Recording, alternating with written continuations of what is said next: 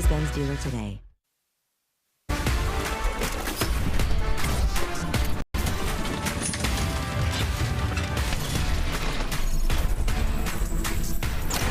Beautiful Southern California Friday night for baseball. Angels baseball presented by Jack in the Box. The Halos hosting the Kansas City Royals tonight here at the Big A. Zach Neto t-shirt night at Angel Stadium to boot. Make sure you get your shirt on the way in and settle in for what should be a fun game tonight between the Angels and the Royals. Welcome inside our booth. My name is Trent Rush with the birthday boy, Mark Gubas. Happy birthday. We're birthday twins. Your birthday was yesterday, so hey, let's have some fun here tonight. It should be a lot of fun. The way this team has played the last 3 games, hitting the ball, putting it in play. The pitching has been good. The bullpen's been very, very solid. So this should be a fun series against Kansas City. It is the birthday booth. We know Mike Trout likes his birthday last week. Homers there. And then the last couple of games, back-to-back 3-hit nights. I mean, really swinging the bat well. When you think about most games with 3+ hits in Angels history, we miss him so much. But 176 times he did that. Mike Trout, though, 123. And Ersty with 118. But Mike Trout, what he's doing right now, he's not going back with that step back, but he's using the whole field. His hands are so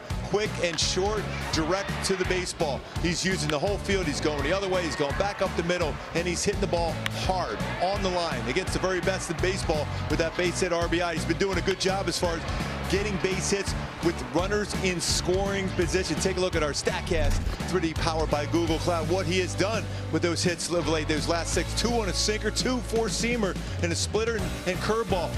5 of those pitches in his happy spot. So he's getting his pitches downstairs. Upstairs, he's still quick enough to be able to do some damage on that 4-seamer. But I love his approach. He likes the pitches down, and he's doing damage. He will fight off those tough ones upstairs. A lot of hits for the Angels in last night's game. Another 3-hit night from Denzer Guzman. First time he had done that in his career. Gooby, coming into the game, we were all talking about he was going to look like a shortstop, and he delivered offensively. And Trent, you know, we know he has power, but I love his approach, especially against DeGrom. This went the other way, right center field, hit that ball extremely well. Yeah, he's showing his speeder. He made some contact, had an infield hit there, but his next at bat, another great job of going the other way. What this allows him to do, his power is pull power. Eventually pitchers are going to go in the inside part of the plate, and that's when he can lift the baseball and do some damage with it. Looking forward to seeing what we're going to get on the mound for the Angels and the Royals tonight. Grayson Rodriguez getting the start for the Halos. Seth Lugo for Kansas City. Last time the Angels saw Seth Lugo, they did some damage. And it's not really easy to go up there with an approach against a guy who has so many different pitches, but they had a great approach to him last time out there. When he went 6 1/3,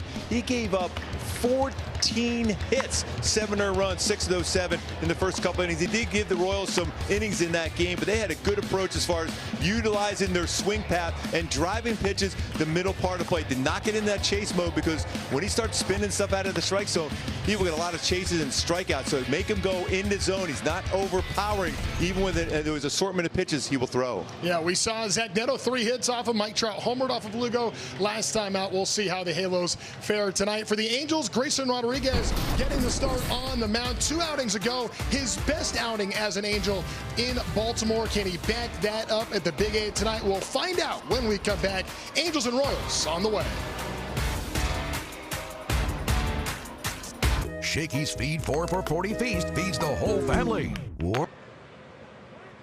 Pechanga Resort Casino. A couple of superstars getting together. Mike Trout, the 12-time All-Star. Bobby Witt, top 5 MVP finalist the last couple of seasons. 3-time All-Star himself. And there's Mike Trout, always spending time with Angels fans, getting set for the game. Wherever you go, Mike Trout always taking care of the fans. And you think about what these two have done through the first 729 games of their respective careers. A lot of love for Bobby Witt Jr. these days, but you look at what Witt has done next to what Mike Trout has done, makes you appreciate even more the greatness of 27. I mean, Mike Trout, when those numbers speak for itself, especially when you think about the slugging percentage, the power, the OPS. You know, Bobby Witt is a tremendous base runner, fabulous shortstop also, but 2 of the greats in the game where if you're a baseball fan, you look the way they play every single day, you love the way they play. Yeah, and you think that there's a lot, too, that you're going to be able, if you're Bobby Witt, to look across and learn from Mike Trout and how he handles himself as a superstar. Grayson Rodriguez would love to turn some things around after a rocky outing in Miami. That on the heels of the best time we've seen Rodriguez as an Angel against Baltimore. Trying to, what it came down to is just a few pitches out of the strike zone. Let's get back to, he did a great job in Baltimore. Going in 7 innings, he got a lot of quick outs. And this Kansas City team is a team that's always going to be aggressive, swinging the bats. My go-tos for Grayson to have a solid game here today is get swings on that changeup. 17 punch outs, over 39% whiff percentage, but fastball and corners to get some quick outs, and that's going to be real important to be able to go deeper in the game for Grayson Rodriguez. The stuff is there, the velocity on the fastball, the breaking ball has gotten better. We know how good the changeup can be. You see the lineup that Grayson Rodriguez is going to be dealing with tonight. Carter Jensen right there at the top. There's Bobby Witt Jr. batting second, and Jack Caglione hitting third. That back-to-back 2-3 in Kansas City order is very tough. Caglione currently riding an 11-game hit streak. No Salvador Perez tonight, so I mentioned Carter Jensen, as he's been dealing with a bit of an elbow issue, as Matt Catroro's team has battled a lot of injuries this season and trying to keep things rolling here on a West Coast road trip where they were in a lot of games against the Dodgers, but no doubt struggled in that series. In the Rotolo Chevrolet defense behind Grayson Rodriguez. Zach Neto at shortstop now. Just with the one defensive run save. He's turned 50 double plays. You go back to his 4 seasons with the Halos, 27 defensive runs saved. So 2 of the best in baseball defensively at shortstop, both with great throwing arms too. So it's going to be fun to watch these 2 on display tonight. Getting a steady diet of Denzer Guzman as well as of late. He was at shortstop last night. We'll see him over at third base in this game as the Angels' 22-year-old continues to develop here in the final quarter of the season for the Halos. He's coming off a 3-hit game, playing some nice defense. I know he had the error last night, but has gotten a lot more comfortable over at third. Now it's number 22, Carter Jensen, the Kansas City native, leading things off for the Royals here on a beautiful Friday night in Southern California. First pitch of the game from Grayson Rodriguez is fouled back for strike 1. 95 first pitch out of the gate for Grayson Rodriguez. Mentioned there's a lot of guys in this lineup for the Royals that swing at the first pitch. Getting ahead in counts has been so important for Grayson Rodriguez. I understand it is for everybody, but for Rodriguez, it's night and day when he gets that first pitch. Man, if he's behind in the count, batters are hitting 371, ahead of the count 200. That's significant when you think about the drop. Mentioned a beautiful night, 78 degrees. Here's the 0-2 just outside.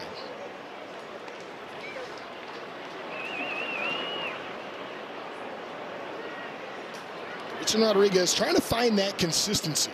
This is 13th start of the season and runs way in. And the crazy part about this, I know his ERA over 7 right now, but he's given up 3 or fewer earned runs in 7 of those 12 outings. So about half the time we've seen Grayson Rodriguez pitch pretty well, and the other half the time he's struggling. And his mindset has been, when he's on a roll, when he gets to 2 strikes, finish off the batter as quick as possible. Now all of a sudden 3 extra pitches at least.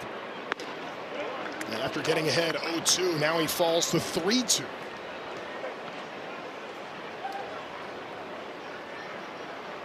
He's got to trust your defense here. Let's try to keep the ball down. We talked about how the need for him to use his fastball downstairs to make that 4-seamer upstairs that much better.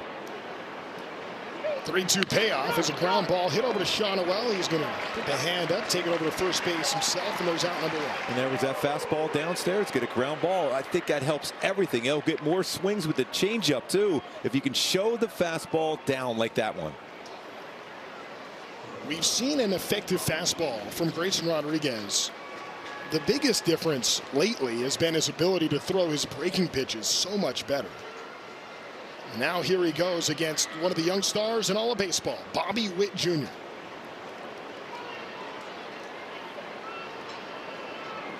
Goes after the first pitch. It's fouled back. When you look at Grayson Rodriguez, how he tunnels his pitch. Take a look at our StatCast release powered by Google Cloud. He's got the 4-seamer, changeup, curveball, slider, that same arm slot, but it's very, very important to avoid that middle part of the zone because he does have some movement on those other 3 pitches. That fastball is key. Curveball misses inside. And for Bobby Witt Jr., I mentioned playing to an MVP level. He's 3rd in the American League in top 10 batting average, 2nd in steals at 32, 6th in doubles. That swing and miss, the slider brings the count to 1-2. That was a real good slider there. That's the kind of slider you're hoping to see keep him develop this season as he's battled back. He hasn't pitched in such a long period of time, but that's the one field pitch. He's starting to get a better idea of when to throw it. Comes the 1-2 from Rodriguez. Too far away. Doubled up with that slider. He threw that last one so well. Why not? Yeah, he tried to be even more perfect. You didn't have to be. That's the thing. Sometimes when the hitter has a swing like that, you don't have to do anything more than you already did. There's a defense in the infield, though, with Bobby Witt running down the line. So you always got to be ready to make that play and that throw quickly. About as quick as anybody is going down the line. We've seen him in the field, 30.2 feet per second. There's that speed going to be tested here. Denzer Guzman gets rid of it quickly, and Witt is retired. That's a good job, that transfer quickly. You know how quick he gets down there. He flies down there. With 2 ground ball outs. That was a 97-mile-an-hour fastball from Grayson Rodriguez. That's encouraging to see the fastball velocity up for Rodriguez. I'd like to see in this spot right here potentially something secondary here, because Caglione on the first pitch put in play, 7 home runs on the first pitch put in play. And he is red hot right now. 11-game hit streak, and Caglione is showing to have some of the talent that a lot of people thought he was going to have coming out of the University of Florida. I love that first pitch curveball. Dropped it in there. Looks like Grayson Rodriguez read the scouting report too.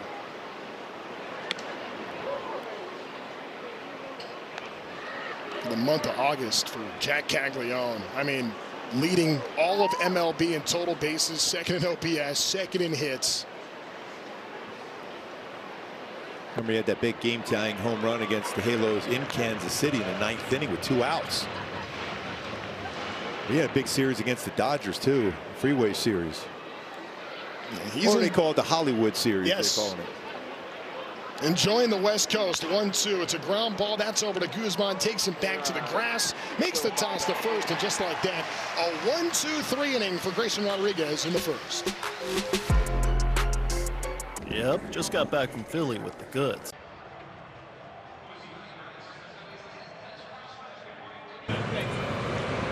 Take a look at today's Angels lineup, brought to you by Simpson Chevrolet. How about Wade Meckler? You like the Mech, you get more of the Mech at the top of the lineup for the Halos. Trout, Sean Neto to follow. The way he plays, the way he runs hard down the line, how quick he gets down the line, just like we talk about with Bobby Witt Jr. Same thing with Meckler. He's flying down there, and the way Trout's swinging right now, you love to have Mech on the bases for Trout to drive him home. Meckler with that 776 OPS, but also the 303 batting average, leading all American League rookies. The Halos get set to face Seth Lugo tonight. Lugo drops in a first pitch strike. He's not going to overpower you with velocity on the fastball. What he'll overpower you with is how many pitches he'll throw.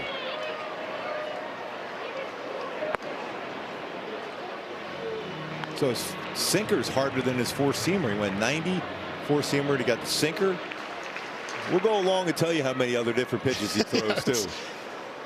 You're going to need a pen and paper to try to keep up with all the pitches that you're going to see from Seth Lugo. He'll throw a slurve, he throws a slow curve, he throws a curveball, he throws a slider, he throws a changeup, he throws a sweeper, throws a curveball. That's about everything.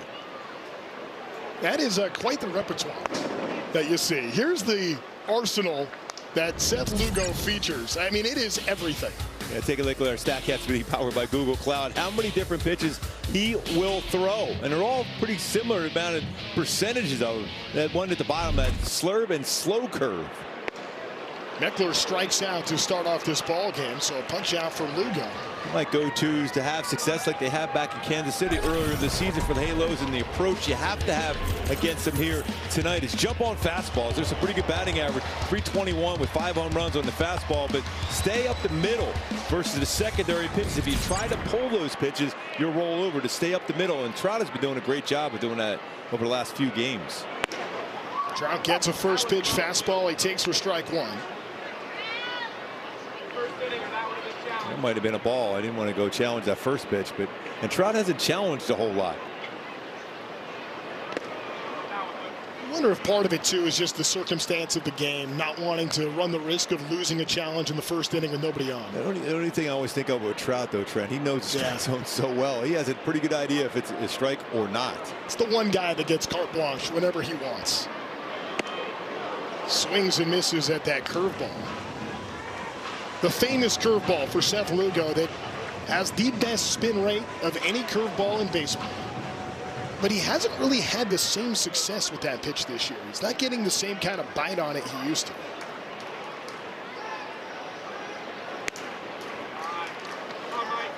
Two and two.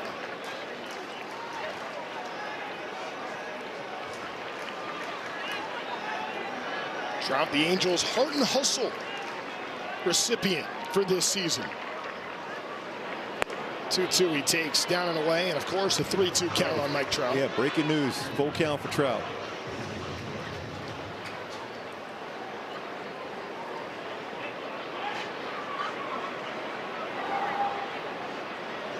Trout will skies a ball to deep left center field. Down and back for it is Collins. It's playable at the couple steps in front of the warning track is out number one as we see the defense behind Seth Lugo tonight.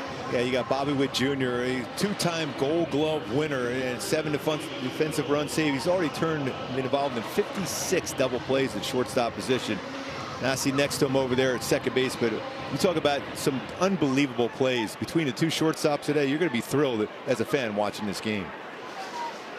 Now it's Nolan Shonowell batting for the Halos. First pitch in there, strike one. By the way, Trout just missed that one too. A little bit higher a launch angle he's had of late. That was a little over 41-degree launch angle. That's why he didn't quite get it, but that good sound. You see Brady Anderson talking to him about it. Shonowell was 2 for 12 against the Texas Rangers. That being said, he's walking quite a bit. 7 walks last 5 games, but falls behind 0-2 here.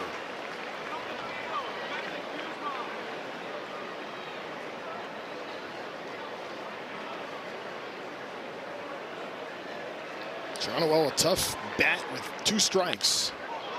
It's this one into center field.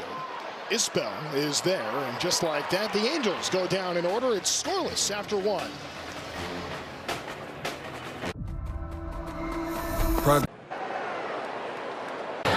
Welcome back to the Big A, and it's been quite the season for the hometown Halo Wade Meckler ever since he got called up to the Angels back at the end of May. And today is the 3-year anniversary of his major league debut back with the San Francisco Giants. And he said, you know, I'm so much better at baseball now than I was back then. And the biggest reason he's found success this year with the Halos is because this is basically the first healthy season he's had since 23. Hurt for most of 24, part of 25.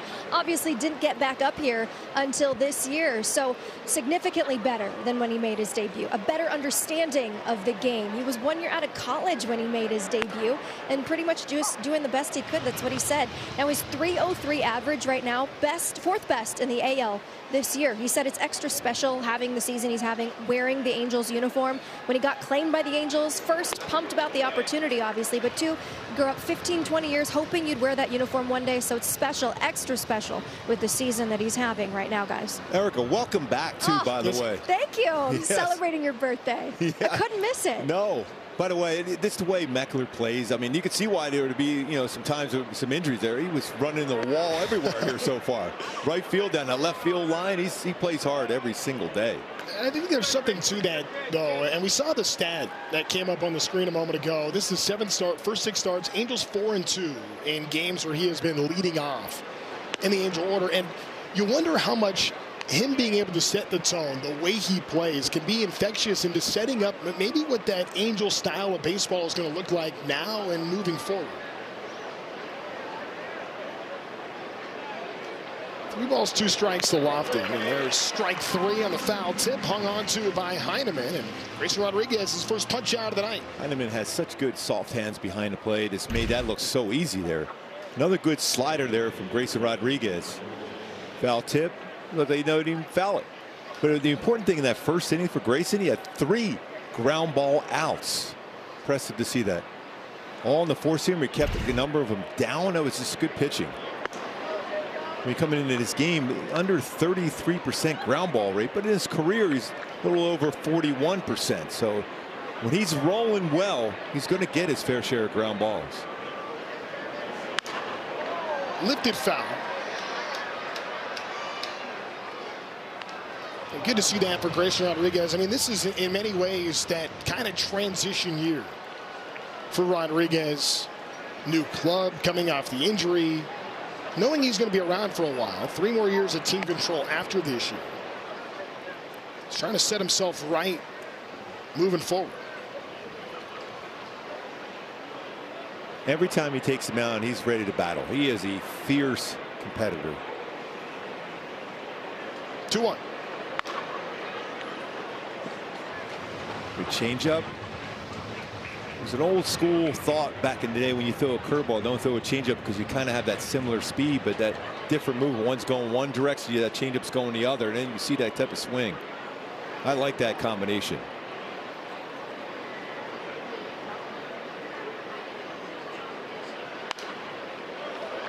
It goes to fastball at 97. We're seeing plus velo from Grayson Rodriguez tonight.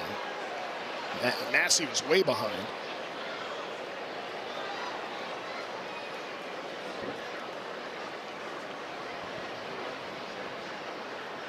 Massey sends this one to right field.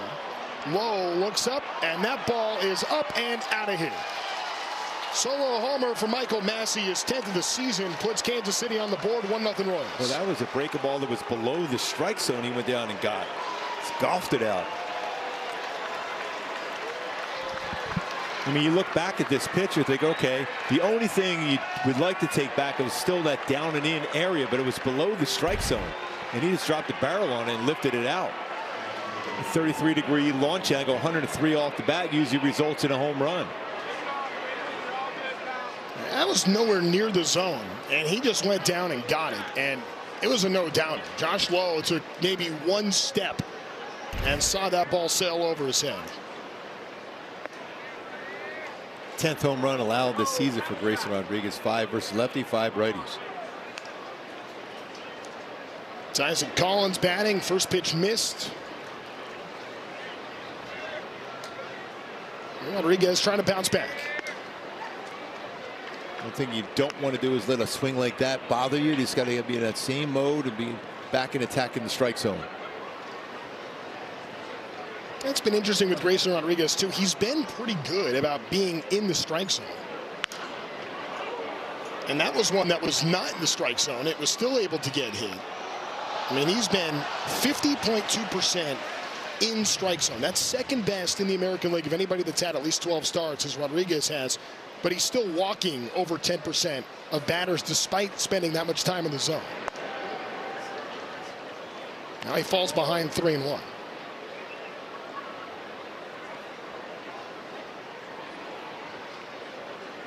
Seen Collins chasing a bit more this year.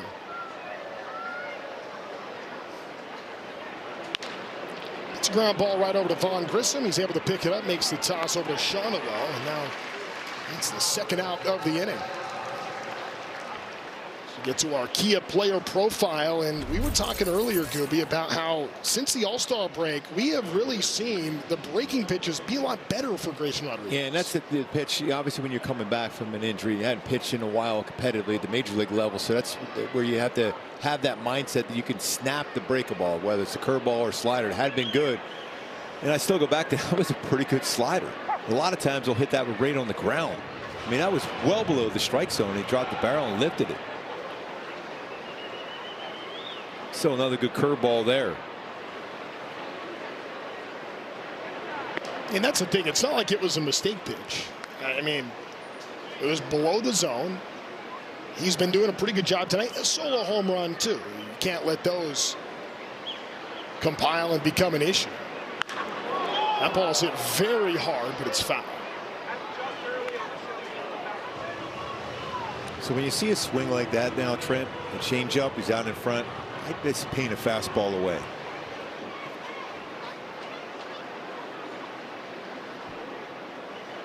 Just the 22nd game of the year for Rave. Right fielder for Kansas City, 1-2. And that time got him to swing and miss. Couple of strikeouts in the inning, but Massey's homer has given the Royals a 1-0 lead. The welcome home celebration is going on now, and this is your best chance to get into a Mercedes-Benz GLC or GLE.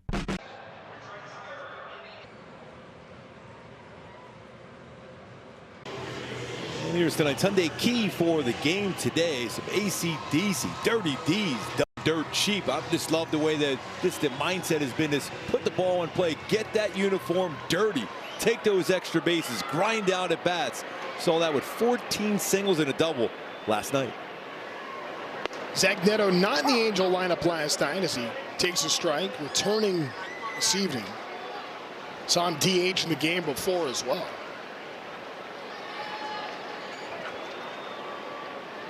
See there, Seth Lugo calling his own pitches.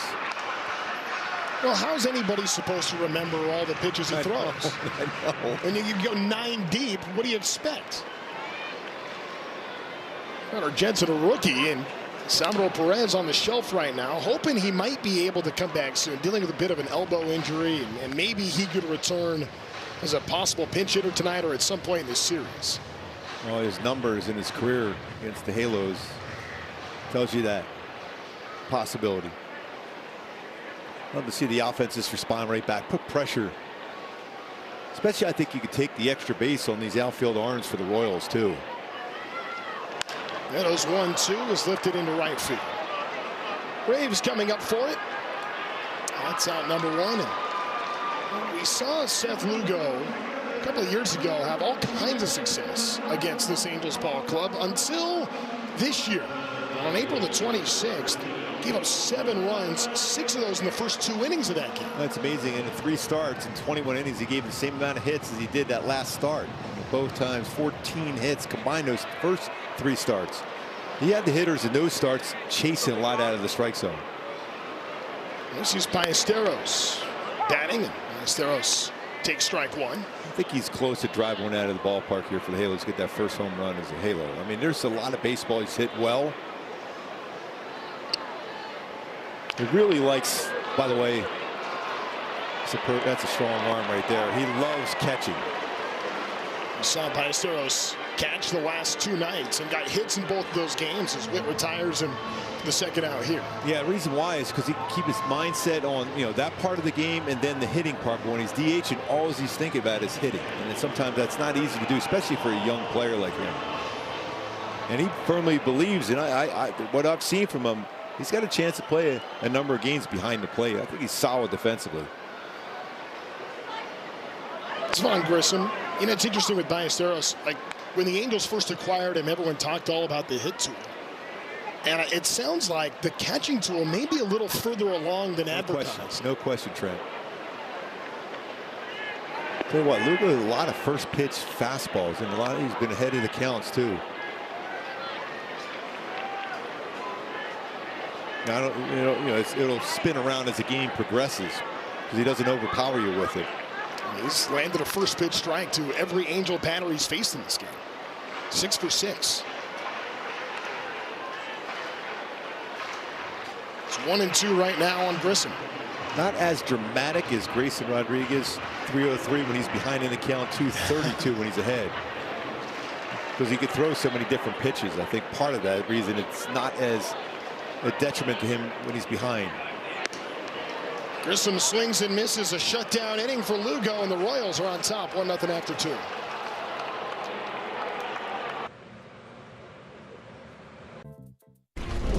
One 1-0 Kansas City here, top of the 3rd inning, and this is the 1 run for the Royals. Michael Massey going down and digging this one out like he was playing some golf. Sends it out of the yard for a solo shot. I mean, you think about how low that pitch was.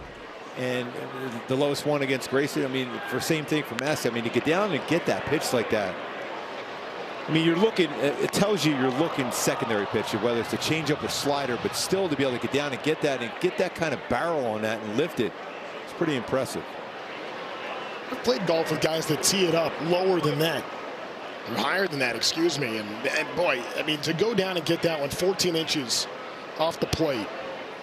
As you mentioned, the lowest home run ever given up by Grayson Rodriguez, and same thing for Massey conversely. And there's strike 2 on Josh Rojas. Remind me of Vlad Sr. Vlad Garrett Sr. the way he hit those shots out. He was always waiting for it to bounce first. It's time to play a little cricket. 2-2.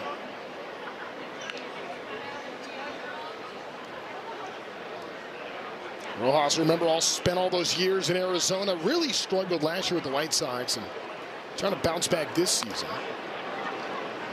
That's a good change up there. Grayson with already 4 ground ball outs so far tonight. Almost got another one there.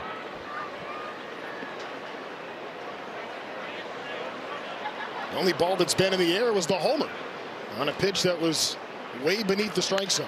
There's another ground ball. This is over to Grissom. He backhands it, makes the throw, nearly takes Shawano off the bag, and he's safe.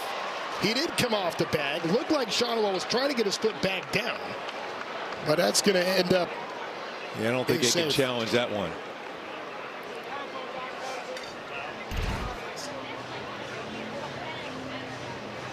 Grissom on the run, pulled Shawano's foot off. Did he get it back down? That's real close, though. I think they're going to challenge it. That might be worth a challenge after all. We'll see, and that may be what the Angels are thinking here. Shawano's foot, he's definitely out. Yeah, he got the foot back down. The Los Angeles Angels are challenging the safe call at first base. So this is a Mazda manager's challenge here, as the umpires will take a peek at this and give it to New York to give us a review. And after the angle we just saw,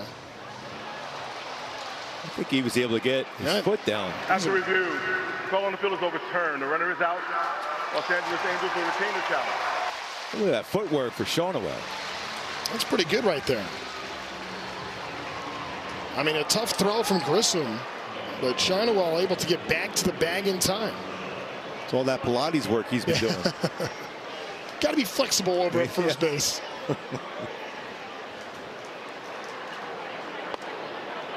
And another ground ball out.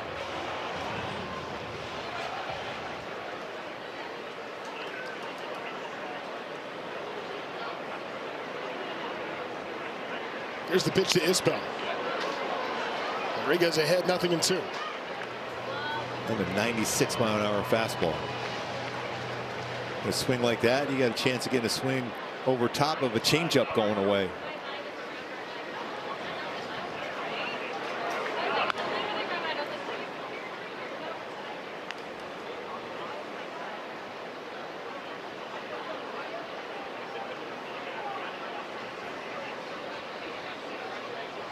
One-two. Another ground ball, and that one's going to get past the diving Grissom for a base hit. Hit that ball pretty hard, gets by Grissom. 100 miles an hour off the bat, just underneath the glove. And Grissom trying to cover there, sharply hit, and got through, not by a ton, but enough for a single. It's the second hit of the game for Kansas City. Now Carter Jensen, the leadoff man for the Royals, bats 1-on-1 out. So Rodriguez gets a sword on a slider. Might see a stolen base attempt here. Isbell's got good speed. Successful all 5 attempts.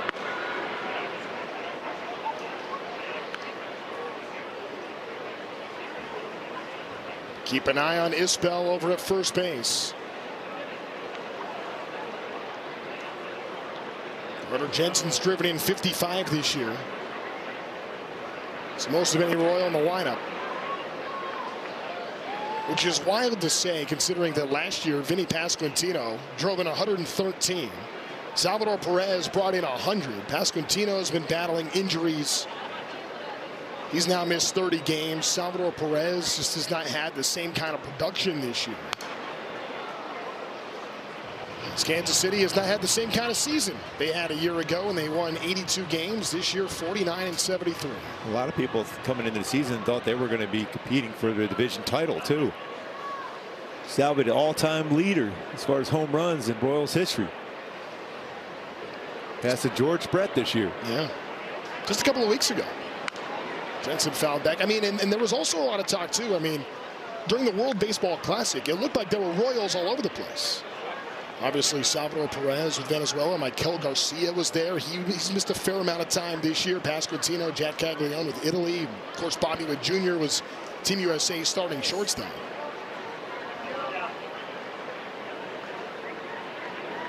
don't know how much of that has played into maybe why Kansas City has had their issues this year, but a lot of those guys played in the WBC. A lot of those guys have now dealt with injuries this season, and the Royals have not had a great year. A chance for a strike him out, throw him out maybe here. See if this ball goes. He does. There's the pitch. It's outside, and that's ball 4.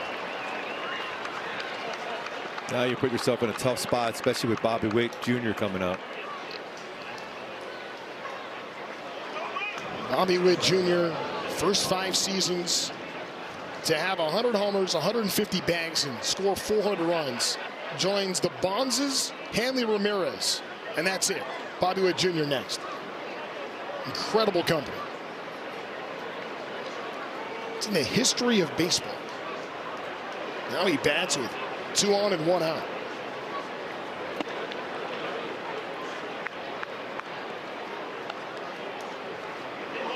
It's amazing how quickly things can turn in an inning after the 9-hitter Isbell sends a ground ball past the diving Grissom. Then the walk to Carter Jensen, and all of a sudden a jam facing one of the best hitters in all of baseball. Witt has rolled into 6 double plays as well as he runs. Rodriguez falls behind 2-0 to Bobby Witt Jr.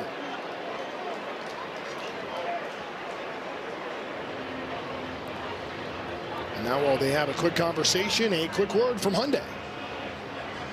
Enjoy your new car. Thanks, gotta run. Okay, bye. Deal so right, it almost feels wrong. The Hyundai Getaway Sales Event. Heineman and Rodriguez trying to get on the same page here, with Grayson Rodriguez in a bit of an early jam, down a run. And with 2 on 1 out facing Bobby Witt Jr. and behind in the count 2-0, this all of a sudden becomes a pretty significant moment early. Yeah, especially on this count too. This is where you hope a hitter just like Bobby Witt Jr. at the plate, a very good hitter, gets over aggressive and you get that ground ball at somebody. Witt grounded out his first time up.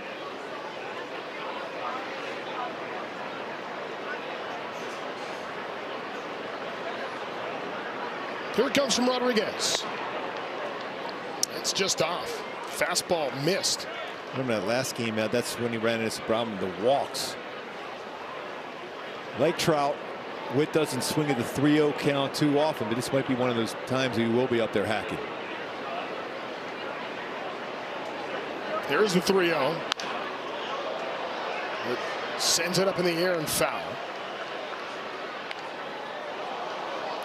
You had talked about this. The walks really were an issue against the Marlins that were not a problem in his start before against Baltimore. Yeah, I mean, we got a lot of quick outs. It was very efficient as far as his pitch count. So already now, this would be pitch number 58 in the 3rd inning. Witt takes a strike, and he's going to want a review here. Let's see. I think he's going to lose this. ABS review powered by T-Mobile. And that's the strike. So Bobby Witt Jr. with an ABS loss, and the Royals have just 1 left. So instead of a walk, the count goes to full 3-2. It's the batter who led baseball in hits the last couple of years.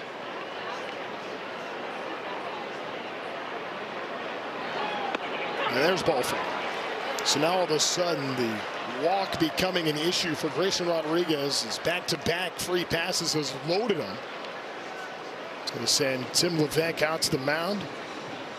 And we saw the strike throwing a bit of an issue against the Marlins, and that is night and day from what he did against the Orioles compared to what he did in Miami. Yeah, I mean, it's so important for him too, because there'll be some pitches over the plate for him. So that's why if you work ahead of the count, you can work the shadows and then even off the shadows to get outs. But now you're forced into plate. Now you're, especially with the bases loaded, you want to throw a first pitch strike, but you're also facing a guy I mentioned earlier with 7 home runs on the first pitch put in play and a batting average well over 400 in that first pitch. Dominating the month of August, Jack Caglione on the season, 268, 21 homers, 53 driven in. Rodriguez has had the labor here in this 3rd inning.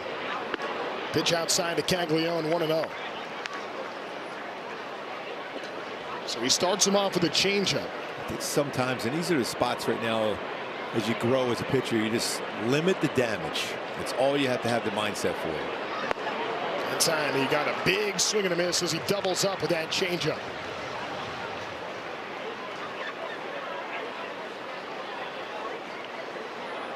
At the 25th pitch of the inning for Grayson Rodriguez. 1-1. And another one. As hot as Caglione has been, they did have an off day yesterday, so maybe, just maybe, the timing's off.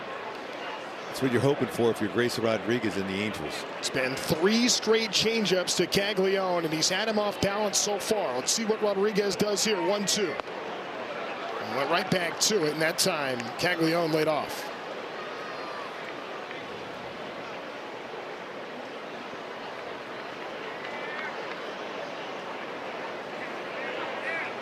Shaking off a few pitches. Sometimes that's just the decoy to be able to come back to another changeup. 2-2, and this one is hit. And that's going to get past Grissom. It was another changeup. It's going to score 1. It's going to score 2, and Kansas City sees their lead grow to 3-0. That's nice for you. I don't know how you keep up. Another pitch that was below the strike zone and away, and went down and got it. The only thing you could think of there, the reason why he was able to get to that, because he was all the same speed, all those pitches, so he timed it right. Then again, that ball, if it's over a couple more feet, that's a double play ball. He's only hit 74 miles per hour off the bat. Taking a page out what the Halos have been doing in the last 3 games as far as making contact. I looked very reminiscent of what the Angels were doing last night against Texas, when they had 15 hits, 14 of them singles. But that's a big hit from Caglione. Now it's 55 driven in on the year. So he's given up a home run on a pitch well out of the strike zone and down, and now a 2 RBI hit on a pitch down and away out of the strike zone. We were talking before about the Massey homer. That was basically a foot and 2 inches from the ground. That one was even lower. That was 1 foot off the ground. And it was off the plate too. So all the runs that have scored have been on pitches that are well out of the strike zone. And again, it goes down to, it was the same speed on all the pitches, so he was able to time it on them. He tried to shake him off just to make him think he was going to throw a fastball. He was out, the hips had opened up, but he kept his hands back on it. When you're hot like he has been, you're going to do that. Yeah. I mean, that last hit, that's the lowest pitch Grayson Rodriguez has ever allowed a hit on. But it brings in 2 runs.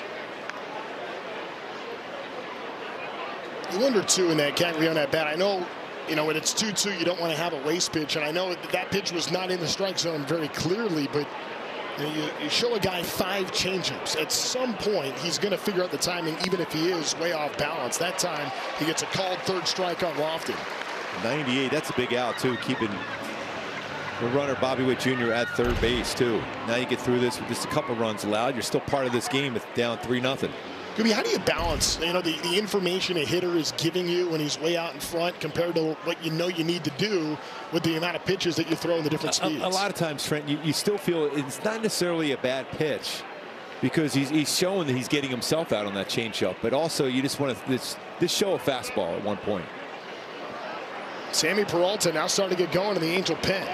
Check swing, appeal to first. That's how you went. Nope. That's a bite on his curveball today. Pretty good spin rate too, over 2,700 RPMs getting that chase. Remember, he hit a home run on a pitch down. That was a little bit further down. And back down again, that time a changeup. Grayson Rodriguez has now thrown 35 pitches in this inning. I mean, he's up over 70 overall. I mean, that's why Peralta's getting going here. I don't know how much longer you can afford to let Grayson Rodriguez go. If he doesn't get out of it here, 0-2 is fouled off.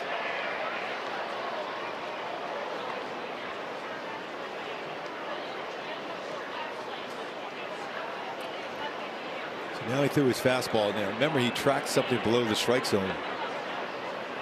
I think you got to avoid that down and in breaking ball. As he hit the home run his last time up to put Kansas City on the board.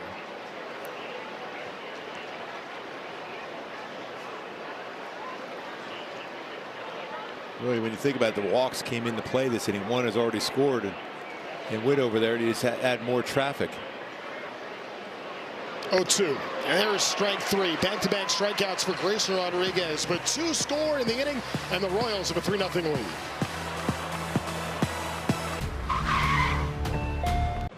Hey, Mark Gubiza. Buddy says hi. You look great for 39. Yeah. Again, I think you're going backwards in age, by the way. Oh, look at John Bon Jovi there. Yes, I'm living on a prayer. Some amazing pictures right there. Oh, this is the best. Look at this right here. This is fantastic. I mean, come on, man. It's a big moment. Thank We got to you. have a cake. Look at the crew. Everybody's up here. All right, I'm ready to go. Because I'm ready to crush it right now. I was going to say, you're going to be digging into that cake. Happy birthday, Gooby. Way to go. All right. Yes. The live studio. Thank you, everybody. Thank you, thank you, thank you. Appreciate it. Thanks. Looking good. Now everyone leave. I'm going to crush it myself. The birthday boy. Yes. Thank you. At least we didn't embarrass you, Bruce. Well, I could do that myself with the best of them. Well, it's a ground ball to Caglione. Lugo covering, and there's the out. See, now that cake is sitting here. I know it's very tempting. Yes. It looks great. I mean, like that's. I know this is perfection. When do we get to dig into a slice? I don't know. Look at this right here. This is perfection. Yeah, when they spelled happy birthday, Mark. Trent, excellent. Trent, it smells a little sour here. It's right. I'm worried you're going to throw that in my face here in a second. That's what I really think is going to happen. Oh, that would be my birthday. If only the Angels can score some runs. How about that? Yeah, that's a lot of people's birthday wish. Oh, my goodness. 1-0 to Denzer Guzman. Thank you, everybody, for that one. We have the best crew in the world. A lot of love. Yes. A lot of love. You halos for that?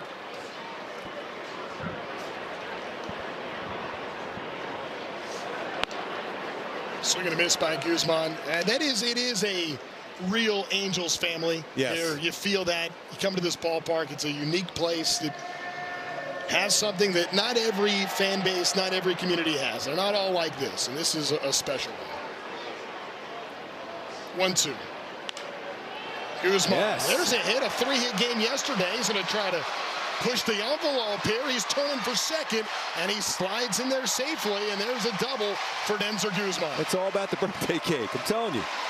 Get it going. After 3 hits yesterday, right down the first base line.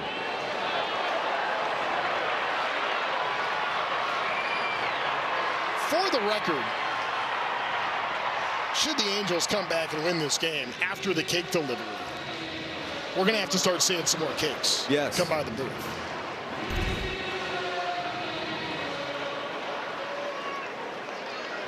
Denzel Guzman starting to string together some hits. And it's like that, and it's that 3 hits in the last 2 days going the other way. And that's what you want to see, because his power, we saw it up in West Sacramento, is pull power. So now he's going to draw some more pitches inside where he could do a lot of damage. It almost seems like somebody's told Denzer Guzman somewhere, hey, look, we know you can hit home runs. Let's worry about making solid contact throughout. Yep. And that means, you know, you're not, mistakes are pitches you hit out of the ballpark. It's the pitcher's pitches. That runs inside, and that hits Tyler Heineman. Yeah, because it could have been, it was a check swing. It was close to a swing. Yeah, the appeal was to Adrian Johnson over at third, and said Heineman held up. Ouch. It definitely did not go.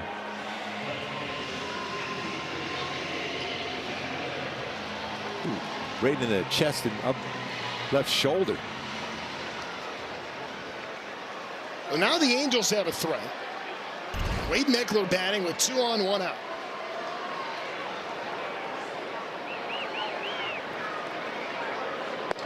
Now you wait and see what adjustment Meckler had made from that first at bat against Lugo.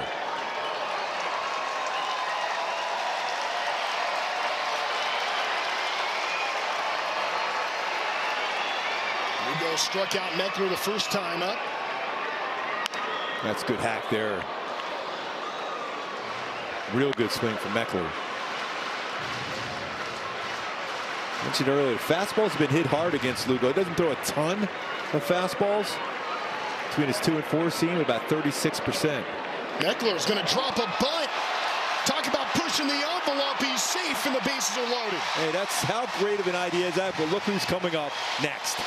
For a guy that's dominated the Royals is Mike Trout.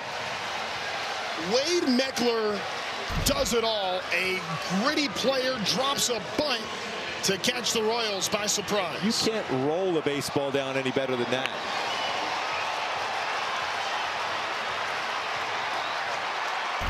Nick Lofton was back, and he raced in as fast as he could. Not a chance. Now they're full for Mike Trout. First pitch on him's a strike. Another first pitch fastball, too.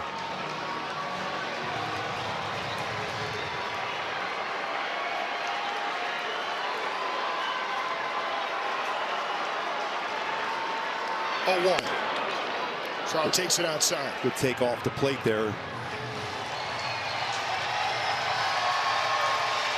You know, Lugo and Trout have a history.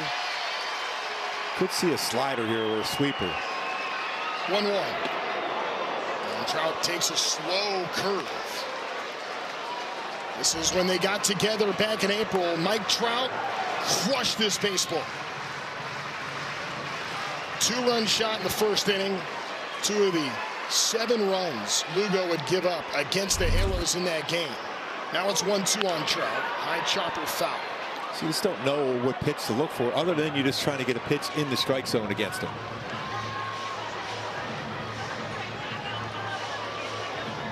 Because he will throw a number of different pitches.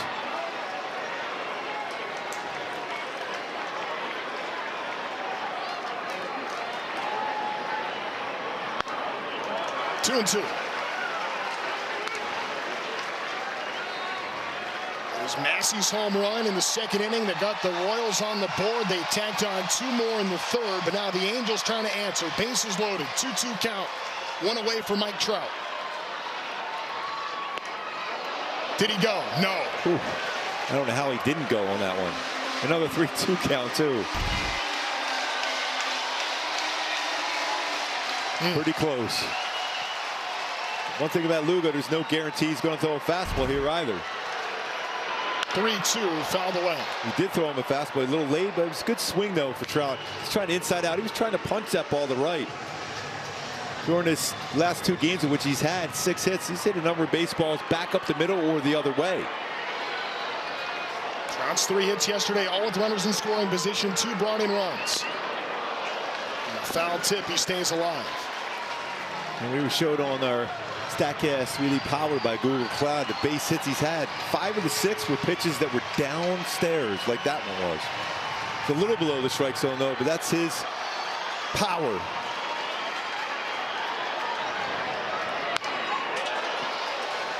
Just missed that fastball.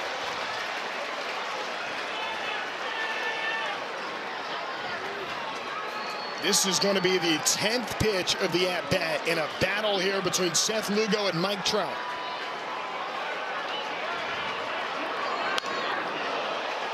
We'll need an 11th. I was just going to say, if he threw him a fastball, it would be a tough swing for Trout. He was able to fight that one off because he definitely wasn't thinking that.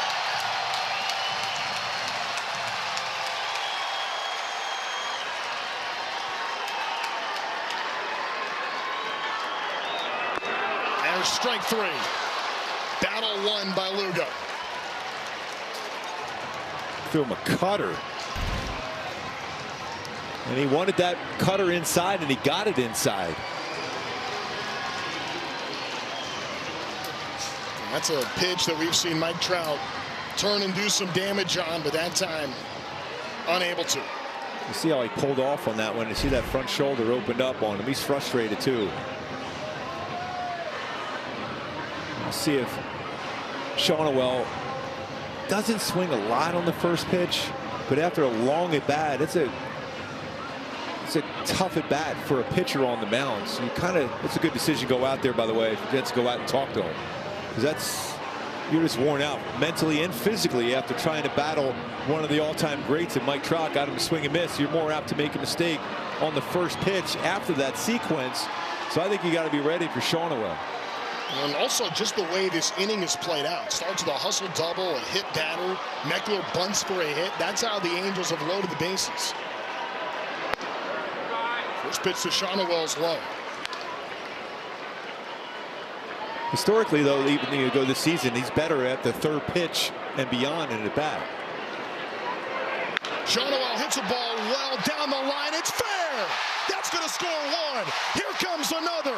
Two are in. Being waved around is Meckler. Throw is stopped. Cut off. 3 runs scored. And Nolan Shonowell clears him to tie up the ball game. That was a Shonowell on display. That's the way you pick up Mike Trout there with that swing.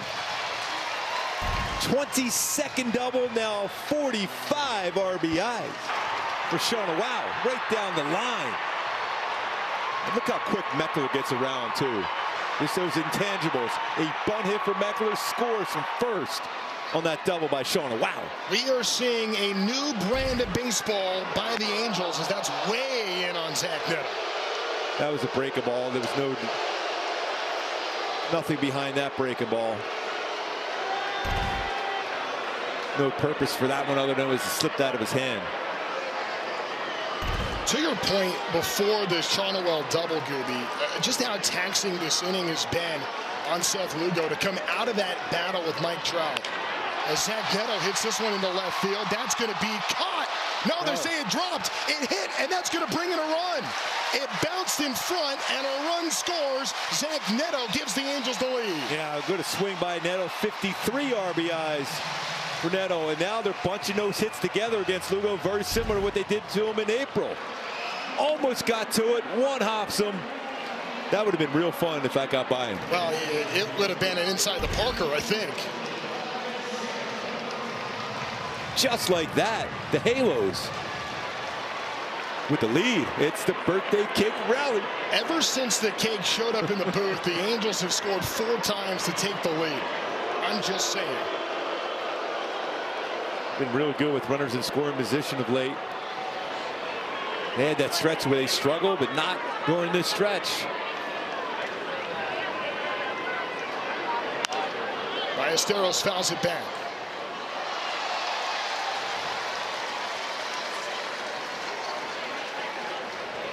Neto with 16 stolen bases.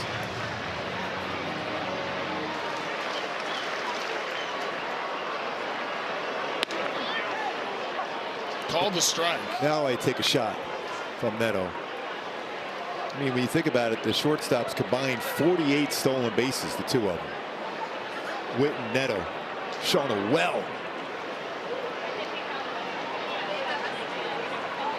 Back-to-back RBI hits. Shonowell clears the bases. Neto adds on another. Not easy to steal on Lugo, though. He's only allowed 5 stolen bases. 4 have been caught. He's had a couple pickoffs. He's got a real good move. And he's pretty quick to the plate. Neto does not go as Ballesteros takes that upstairs. You can see he was quicker to the plate on that one. More of a slide step.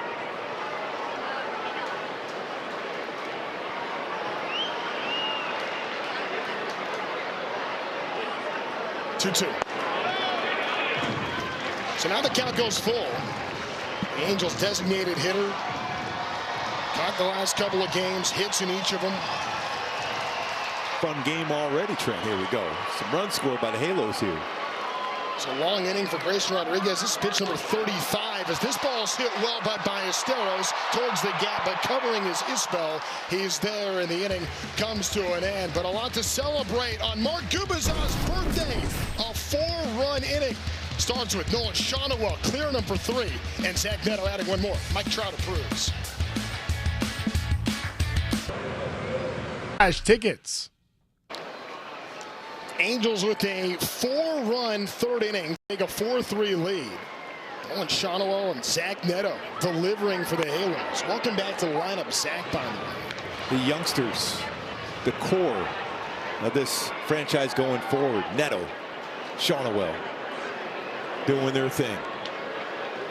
First pitch on Isaac Collins was a strike before that one's in the dirt. I wonder too, Gooby, and I want to go back to this because the Mike Trout at bat, because of the situation, the inning starts with a hustle double from Denzer Guzman. You hit a batter, then all of a sudden, you just see some trouble. Meckler drops the bunt and then has to work 11 pitches in that true chess match with Mike Trout. How taxing do you think that was? I'll tell you what, I've been in those developments before where you're worn out. It's like you're in a boxing match. You finished the round, but you're not out of the round yet. You got to go right back and get a hitter.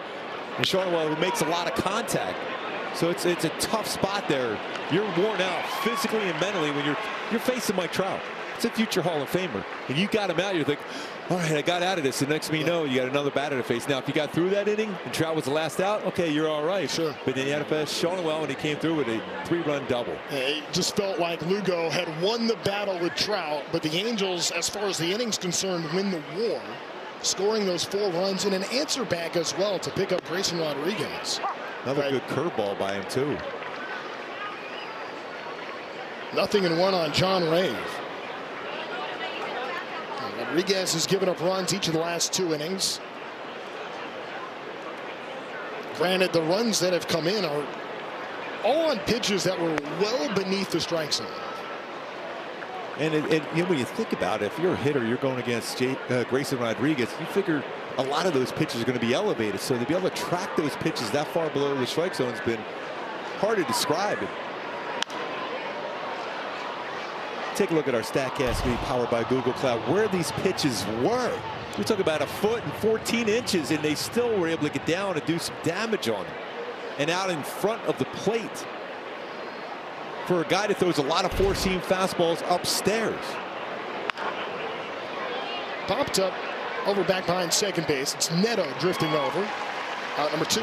Now, if you're a sinker ball pitcher, okay, you can understand being able to go down and track those pitches down there. But when you're a guy known as upstairs with your four-seamer, it's pretty impressive at bats really for Kansas City against Grayson. But so far, so good in this inning. Grayson Rodriguez would love a shutdown inning after throwing nearly 40 pitches in the 3rd. A couple of quick outs here to start this 4th inning, facing the 8-hitter in Josh Rojas. Lands a first pitch strike.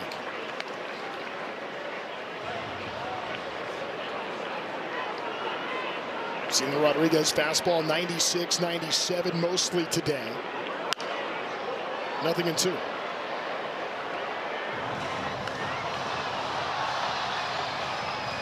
After throwing 37 pitches in that 3rd inning, now with 10 here in the 4th, as tries to lengthen his outing.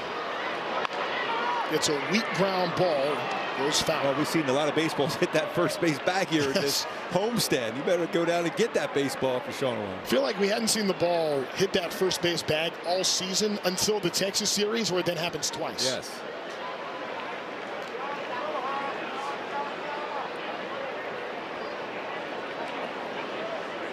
So Rodriguez wants a chance to get a win tonight. Putting away Rojas quickly would be important.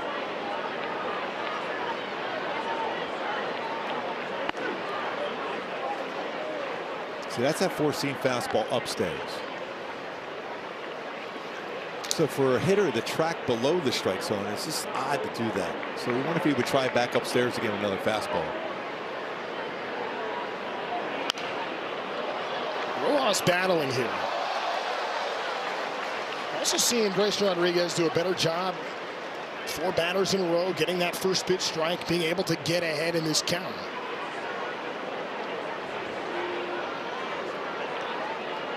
One-two. Looks at it, miss. Pretty good changeup, just a little off the plate. Rodriguez probably thinking if I throw it any lower, you might hit it out of the yard. 2-2. That's a good pitch there. A similar spot. Better take on it. Adrian Johnson says that was a hold for Rojas. See if he was able to hold up on that swing. He did so.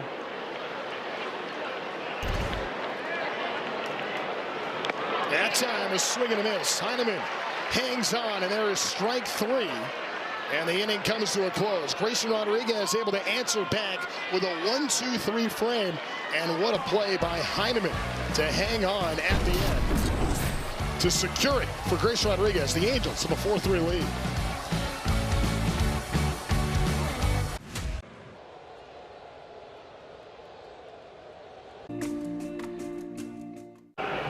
The Angels are teaming up with the world of anime for Anime Night at Angel Stadium Monday, August the 24th. Purchase the special Anime Night ticket package and score an exclusive Naruto Angels jersey giveaway.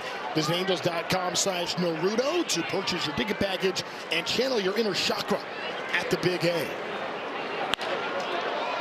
Right to Bobby Witt Jr. and Grissom's retired. After that long half inning for Lugo, he needed that one there, but well hit by great at Witt. 103.4 off the bat. Good swing by Von Grissom. Before Denzer Guzman's double, the last two extra base hits were for an Angel were by Josh Lowe, and they were in consecutive nights, but those are the only extra base hits of the previous two games for the Angels. Takes a 1-0 for a strike. He's been getting kind of locked in too, and he's had some good swings, but he still says he knows exactly what they're trying to do. They're trying to elevate fastballs against him. He just feels like he's been on it, but just a little bit late on that high fastball. Just look at the overall season numbers on Josh Lowe, and they're not where he wants them to be. He's had some slumps, and obviously started the year nowhere close to what he's capable of, but we've also seen him get into some runs where he has had a lot of success and has played a lot more with the guy that we saw in Tampa in 2023 as Lowe ends up grounding out. It's going to bring Denzer Guzman to the dish. And Denzer Guzman, 5 hits his last 8 times up. He had 5 hits in his previous 34 at-bats coming in. So now he's hitting the ball the other way. That's where you think, okay, there's a good chance he's going to be able to bring something inside. Went the other way for a double. That was a line hugger. Able to hustle over to second base out of it.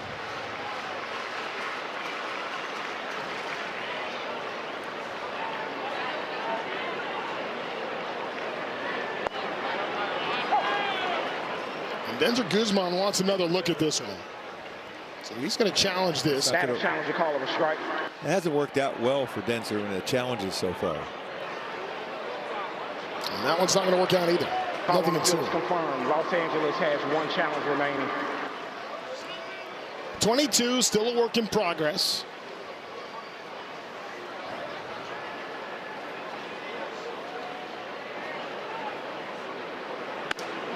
Wade.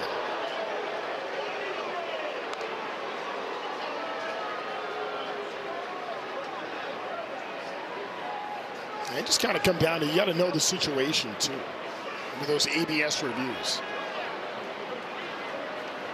1-2 pitch. Down and away. You always think up and in, down and away. And that's exactly what he did, but it was a good take by Guzman on that.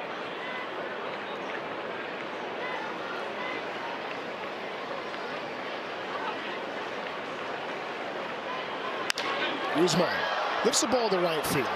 Rave is there. And he's going to settle underneath for the final out. So Lugo comes back with a 1-2-3-4. Yep, just got back. Angels baseball on ABTV is brought to you by Hyundai. The Hyundai Getaway Sales Event deals so right they almost feel wrong.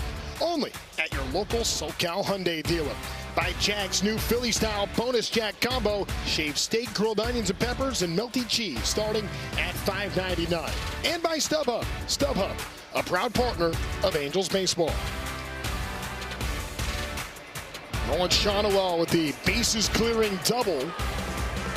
3rd inning tied up the game before Zach Neto tacked on another. Angels with a 4-3 lead as Sammy Peralta comes in to pitch for the Halos. Made his Angel debut last night. Grayson Rodriguez's night is done after 4 innings.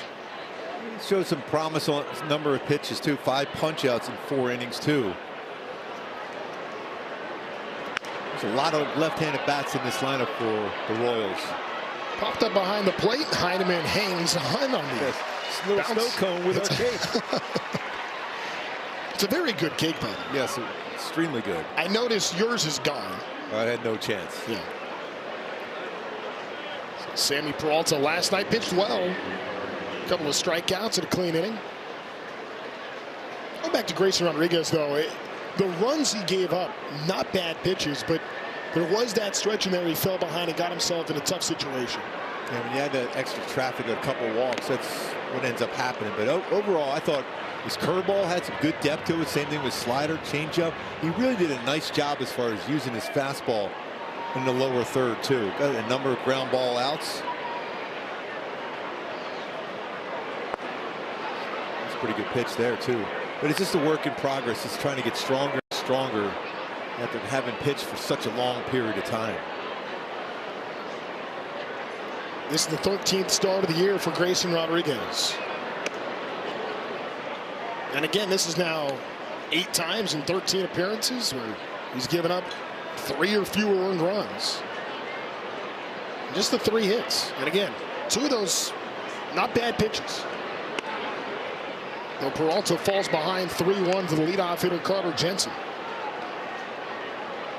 Carter Jensen's story is kind of cool. He's a Kansas City native. He was there in Game 6 of the 2014 World Series, and the Royals were able to force a 7th game. They'd end up losing to the Giants there, as that's a strike on him. But you know, Jensen always wanted to be on the Royals scout team as part of the MLB Youth Academy. He didn't make the team as a freshman, but later would. And then fast forward a few years, he ends up being drafted by the Kansas City Royals 4 years later in the 3rd round as he strikes out for out number 2 here in the 5th. Walter tied him up with a fastball up and in.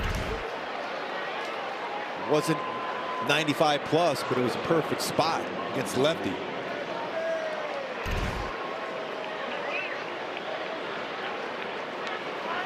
See how much you got Neto playing in the hole against Bobby Witt Jr.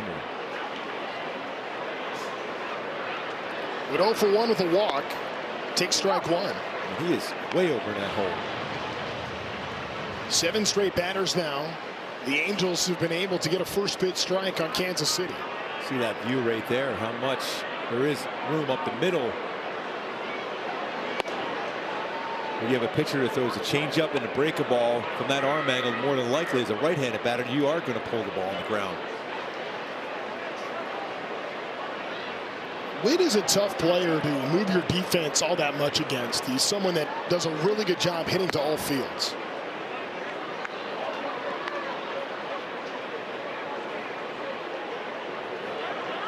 And it's been interesting, too, with Witt. You know, the power numbers are actually down a little bit for him this year, but he's hitting the ball harder than he's ever hit it in his life. Doing so consistently, as that's a strike. Oh, pretty amazing when you think about his dad was such a good pitcher. Threw hard, extremely competitive, just like his son is here.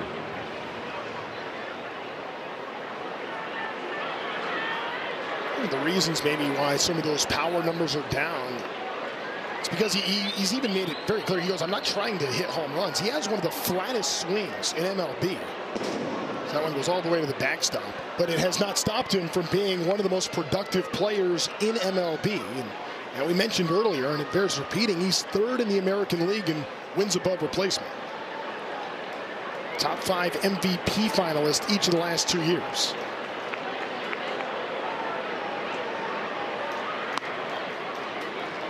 Well, those 2-out walks, especially with that speed at first and the power at the plate. And brings up Jack Caglione, who now has a 12-game hit streak going. Brought in 2 runs in the 3rd inning that gave Kansas City a 3-0 lead at the time. And he is really having a breakout 2026.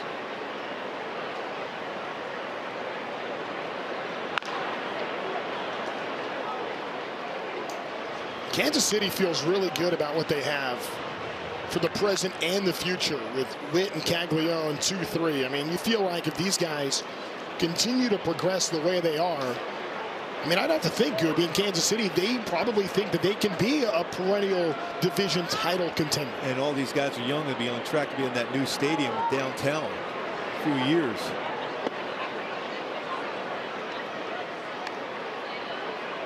Every team wants that young core to build around. Contreras under contract through 2029. Caglione sends a ball to right field. That ball is way up, and that one is gone. A 2-run homer, his 22nd of the season. fourth RBI of the game, and Kansas City has taken the lead back 5-4. I mean, the guy is extremely hot. That's why that walk with 2 outs, you put him in position the way he's swinging the bat. 104 miles per hour off the bat, going 493, doing all the damage. Just like that, all that hard work to get the lead is now Kansas City's got it back. All over that middle part of the play to hang and break a ball. Ball is crushed.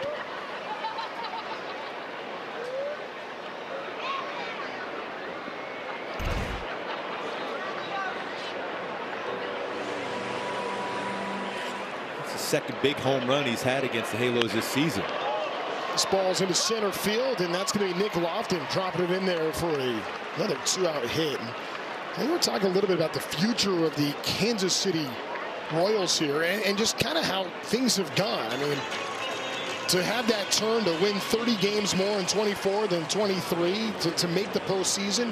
This year, it just seems like it's kind of fallen out of line for what they projected this organization was going to be able to do. And some of the younger guys have kind of taken a step back or two, especially with some injuries. Pasquantino was one of them. Cole Reagan's had to have elbow surgery. Chris Bubich hasn't pitched since May either. I mentioned Pasquantino. Salvi Perez hasn't had the same kind of production. Michael Garcia, all-star last year. He's missed the last 7 weeks. There's Salvador Perez, who is hoping to return for Kansas City in this series. Massey hits a ball into right field. That's going to be yet another 2-out hit.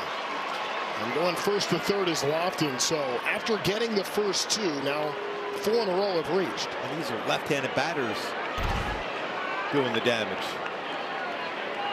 And inner half, not hit hard, but a pitch you can make contact with.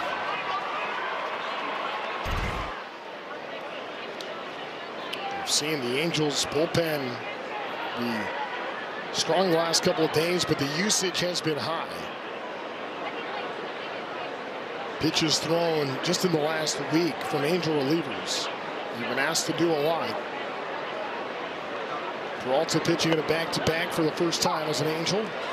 He's had a tough time against Kansas City this year. Remember, they had leads in all 3 of those games, and Kansas City lost them all. Have a lead here now behind. Got to limit the damage here. Need to get Gooby another slice of cake. Strike 2.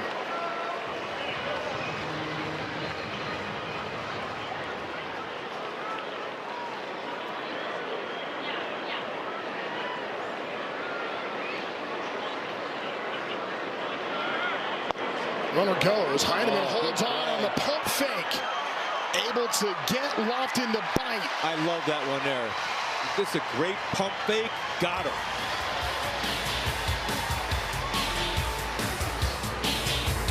Shakey's Feed 4 for 40 feast feeds the whole family. Perfectly. Steele going, trying to draw the throw. The pump fake right away. Gets him. Going down the line. No chance. What a play that was. Able to get Lofton be able to think he was throwing to second. It was going to be a double steal as soon as that throw was going to second. But it was all about how quick and good he did with the pump fake. How often do you see a guy make a great defensive play, lead off an inning? That's just an official rule of baseball. Might as well put it in the book. I love that play because so often you'll see just hold on to the ball.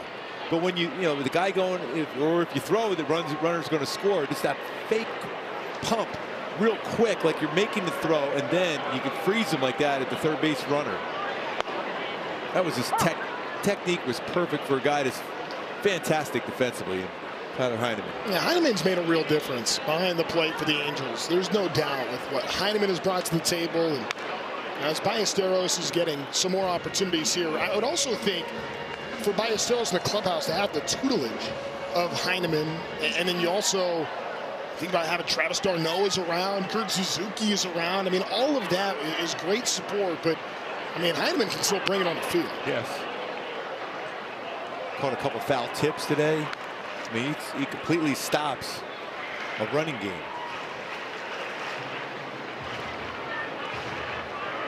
Heineman wore one on the inside shoulder his first time. That time tries to go the other way and does for a base hit. An 0-2 single. Yeah, you always got to hold your breath when Bobby Witt is diving for a ball. The Diamond and the Gridiron collide coming up Sunday, August the 30th with an Angels football jersey. Be one of the first 25,000 fans to take on your very own Joe Adele Angels football jersey, courtesy of San Diego County Credit Union. Visit angels.com/promotions.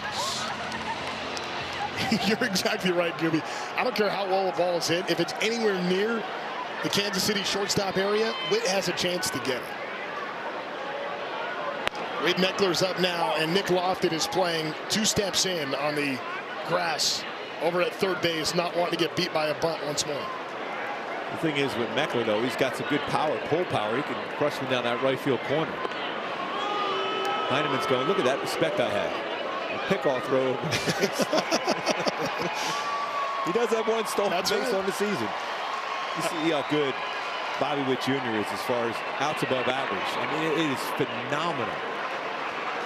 And the turnaround, I mean, to start that first season to be a -12, and this year he is a +20 outs above average.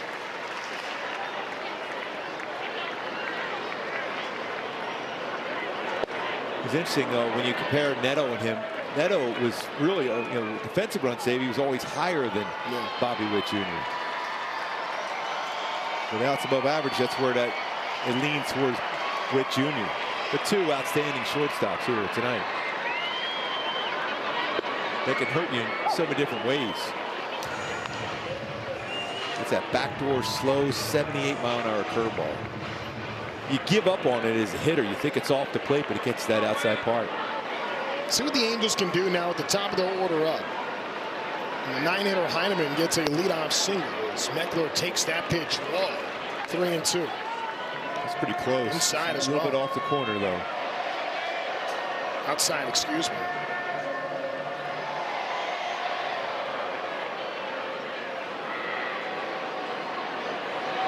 Three-two.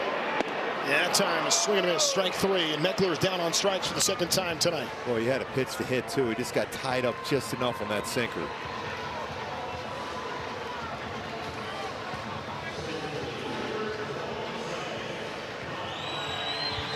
I think it's one of those times where he was thinking all speed pitch. I think when you're facing Lugo, you just think of pitches in the zone. Trout got Lugo in Kansas City earlier this season. Lugo got Trout his last time up in an 11-pitch strikeout. But then the next batter, Nolan Shonowell, cleared the bases. 3-run double. It's 2-0.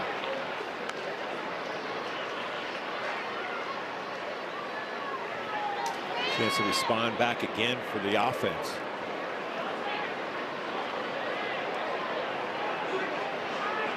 Missed by a bunch. And just like we said earlier, Bobby Witt doesn't swing a lot on 3-0, and he did. Trout doesn't do it a whole lot, but I think Trout might be swinging here 3-0. Trout back-to-back 3-hit games coming into this one.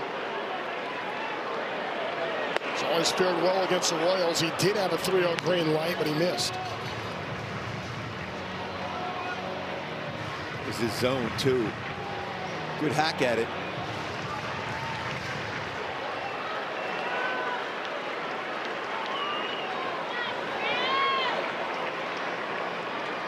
3-1. Trout hits a ball towards the gap, and that's going to get down for a hit. Heineman takes the turn. Trout does as well. He's headed for second, and that is a one-out double. Now the Angels have 2 in scoring position. Went down and got the slider. 17th double for Trout. He continues to swing a hot bat.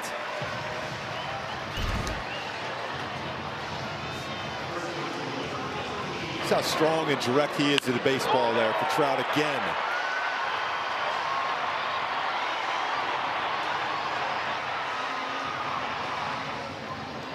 Mike Trout has hit the 20 home runs this year, but it does feel like in this recent stretch where the home run numbers have been fewer and further between as of late, he's finding different ways to get hits, and he seems pretty dialed in. We're seeing a lot up the middle and the other way, and that time just a line drop. I mean, he's going to get his miss-hit ball out of the ballpark, but these swings he's had over the last, now 3rd game where he's had 7 hits.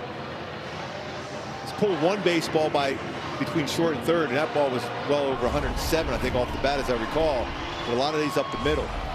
Forcing the infield in now for Kansas City. Angels down a run, 2 in scoring position, 1 out in the 5th. Shonowell played at 3 his last time up. Shonowell goes after this pitch and sends it into right field. 1 run is in. Trout's being sent to the plate, and Mike Trout is out at home. 1 run scores, it ties the game, but Trout is thrown out on a good throw from Raven Wright. And there has to, you think about taking a shot on the arm, throwing arms for Kansas City. We'll take a long look, but it looked like from our angle he did get him there. He got behind that one really good. Raven with a perfect throw. And then the quick tag just as he's trying to get that hand in. Never got a shot to get it in. He tried the swim move, but just couldn't get that left hand back before the tag was applied. That's going to take us to a quick break. We'll be back in a 5-5 game.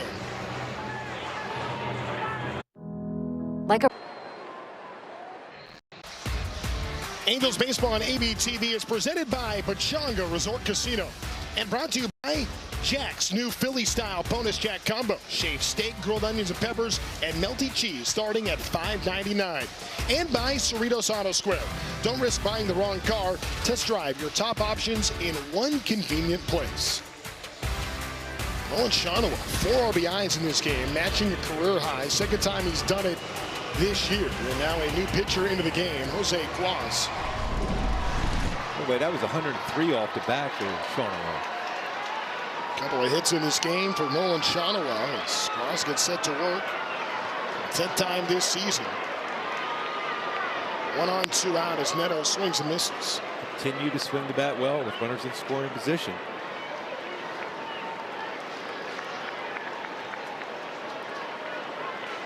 Seen the Angels be pretty aggressive on the base paths and some sends the last couple of games. Takes a good throw to get Trout. Yeah. I mean, there's no one better as far as cutting angles and getting to the next base as quick as Trout. That one is way outside. Shonowell is going to scoot over to second base. Another opportunity with the man in scoring position. And 7 more hits off of Lugo today. 5 runs. With the aggressive base running, I mean, if they make a great play and you're out, you live with it. Yep. In that kind of situation. And we've seen that now a couple times. Back-to-back games, the Angels have had that happen. The overall velocity is better. That one gets away from Jensen, and now Nolan Shonowell standing over at third. That's got to be a pass ball on that one.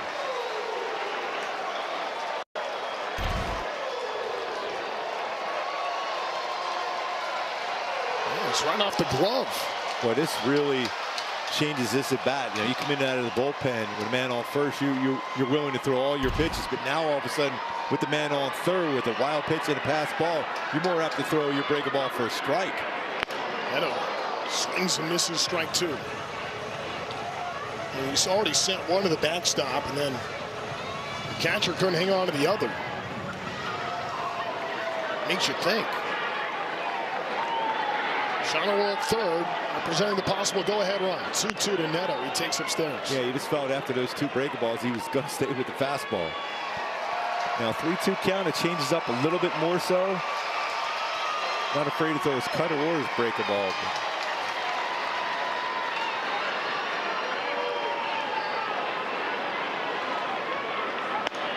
Neto ends up taking ball 4. So after all that, he walks. And the Angels have runners in the corners trying to create some momentum. You have a pitcher trying to be fine after those 2 pitches that got away at home plate.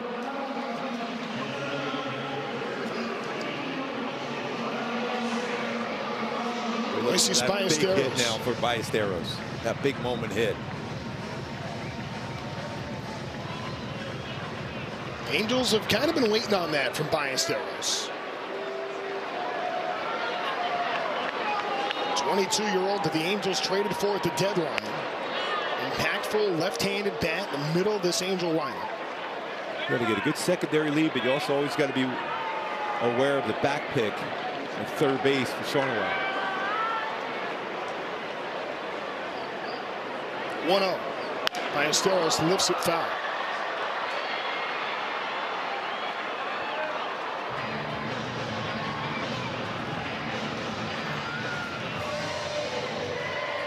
Ballesteros was a middle-of-the-order bat on a playoff team with the Cubs last season. Hasn't quite had the same success this year, but the future bright for the 22-year-old. Ballesteros' little chopper. It's over to Lofton. Picks it up, throw on the run. Able to get Ballesteros in time. But the Angels able to tie the game. It's 5-5 after 5 at the Big A. Join us at the Big A tomorrow night when your Halos take on the Kansas City Royals. And help us welcome very special guests, Gene Simmons and Paul Stanley from the rock band Kiss. Stay after the game for your Kiss-themed fireworks show driven by your SoCal Hyundai dealers. Visit angels.com/promotions. Got a chance to see them in concert in 2020. Oh, man. Staples. At that point, it was Staples. Collins shoots one in that left center field gap, and that one's going to get all the way to the wall. Gets past Meckler. Isaac Collins goes into second base with a stand-up double to lead off the inning. Boy, the Royals respond right back. Man in scoring position. Pitches right down the heart of the plate. He jumps on it. It's 106.5 off the bat. So Sammy Peralta back into work for a second consecutive inning after Jack Caglione hit the 2-run homer off him to give the Royals the lead back. And now the bunt is dropped by Rave. Throw over to first. He's covering his whistle. And gone. Now a quick word from Kia.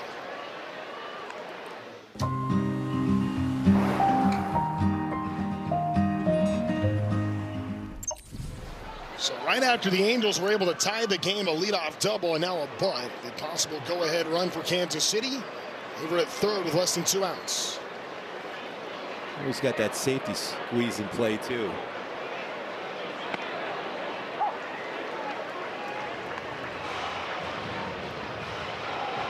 Angels have the infield in.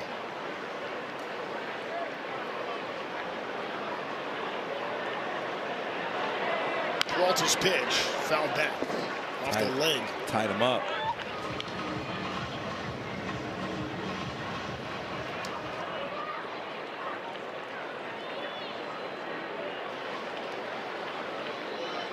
Rojas over 2 with the strikeout. Could use that punch out now. You got to really have a lot of trust in your catcher Heineman there to try to get him to chase a break ball off the plate down. 0-2 to Rojas. Takes it low.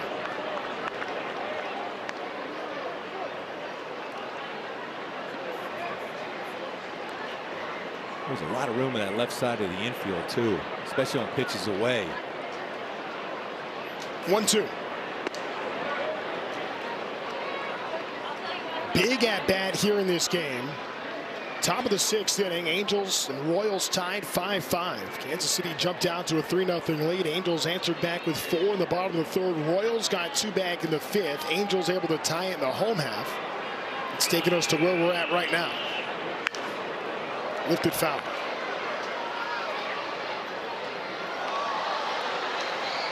Taylor Saucedo starting to get loose in the Angels bullpen while Alex Lang does the same for Kansas City.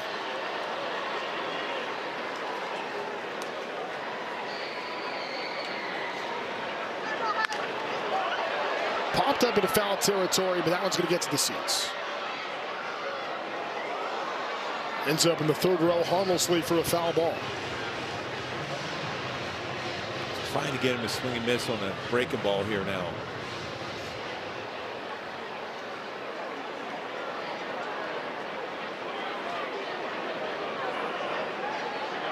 2-2.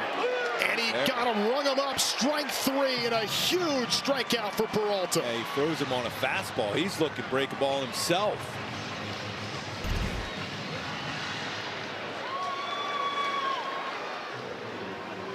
Locked him up at the bottom of the zone, and now 2 gone in the inning. Angels trying to spoil a leadoff double from Isaac Collins, and now it's the 9-hitter Kyle Isbell. Upstairs.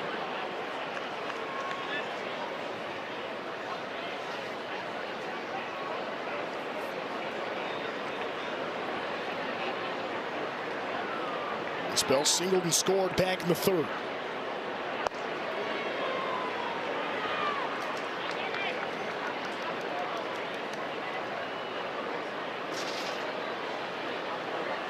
Kansas City with the top of the order, and Carter Jensen waiting on deck.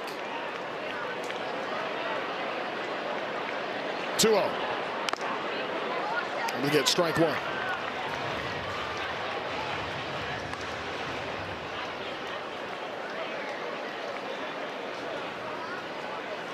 Sammy Peralta now at 36 pitches in his second inning of work here in his second appearance as an Angel.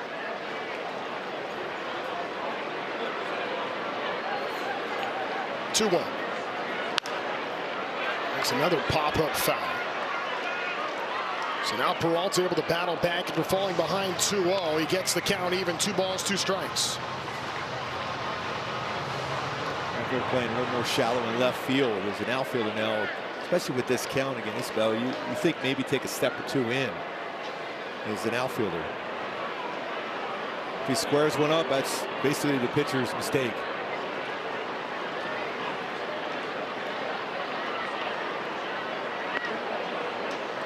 Count goes full.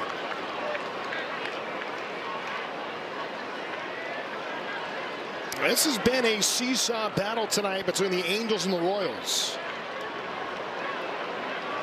Halos with the win could catch Kansas City in terms of wins and losses on the year.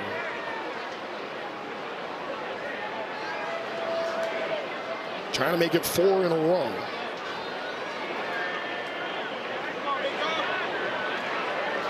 Royals have dropped their last 4 games. 3-2. And there's strike 3. Love that reaction by Peralta. What a pitch that was. Slider, nasty.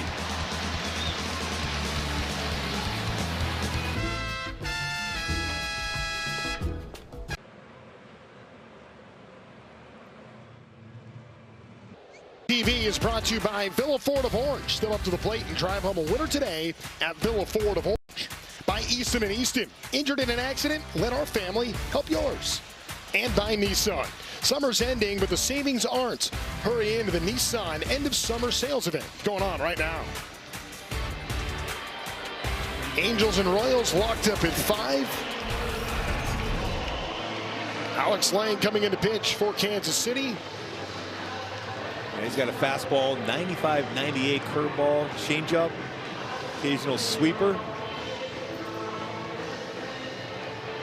Took the loss his last time out. That was on Monday night at Dodger Stadium. Gave up a run on 3 hits. Freddie Freeman drove in a run. Kansas City ended up losing that game. All close games for them on this Hollywood trip, but unable to get wins as Vaughn Grissom bats.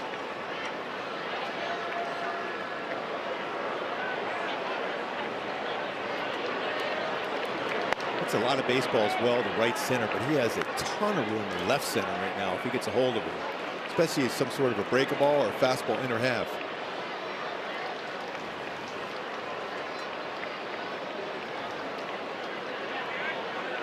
Grissom trying to jumpstart his bat a bit. He had an incredible July. Hit .333, led the Angels in extra base hits. Had a tough road trip, went 2 for 20, but did have 4 hits in the 4 games of the Rangers series. Hitless so far tonight. Tried to hold up, he couldn't, and that's going to end up being strike 3, and he's down on strikes for the 2nd time in this game. He's chased a couple of breaking balls well off the plate, not seeing it real well tonight so far. He's been clutch late in the games, though, so keep an eye on him as the game progresses. Josh Lowe bats now for the Angels. He's rolled out to first each of his first 2 times up.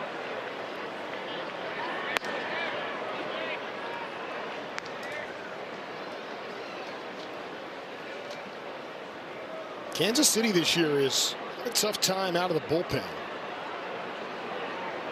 Bullpen ERA 5.31. That is 29th in MLB. The only bullpen that's been worse than the Royals this year has been the A's. Angels would love to get to that bullpen starting right now as Grissom has already struck out and Lowe falls behind 1 and 2. And that bullpen's missed Carlos Estevez for a long time this season. Halo fans know him real well.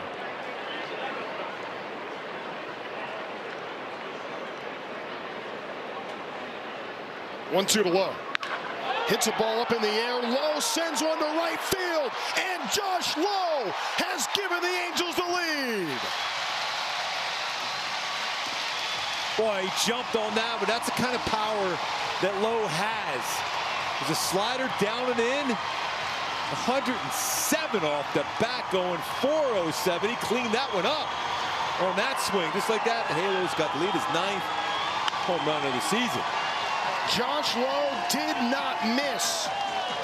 And the Angels able to take the lead right back, and a hug from Mike Trout on his way back to the dugout. What a nice swing that was, too, by Josh Lowe.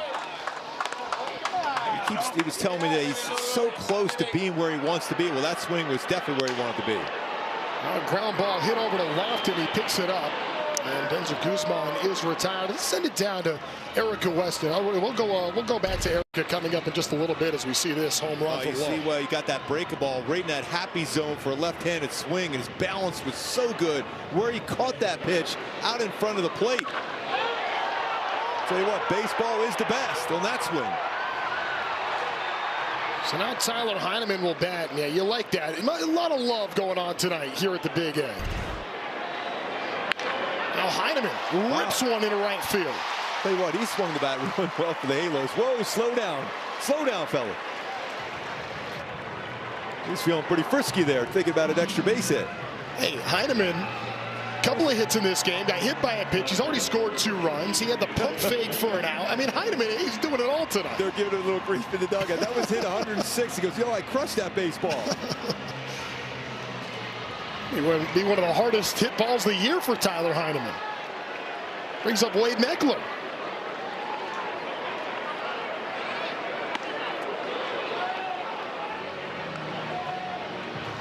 High cutter. He was trying to cover that one. So we got 106 and 107 this inning against Lang. Angels able to take the lead back. Boy, the Angels have been down a couple of times tonight, and every time the Angels go down, they've been able to rally.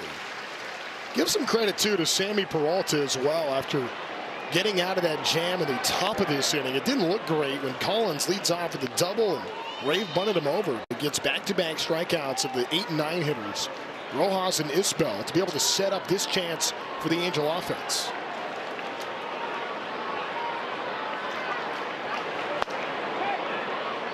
Tied up Meckler for a strike. And that's going to be strike number 3 and out for Meckler.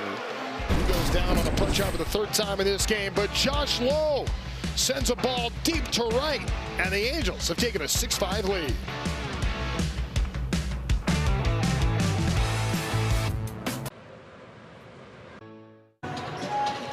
Loving the long ball by Josh Lowe to give the Halos the lead, but we've only seen a little bit of a different look for the Angels offense the last few nights, led to 3 straight wins. Just talking to some of the guys before the game today about the different look.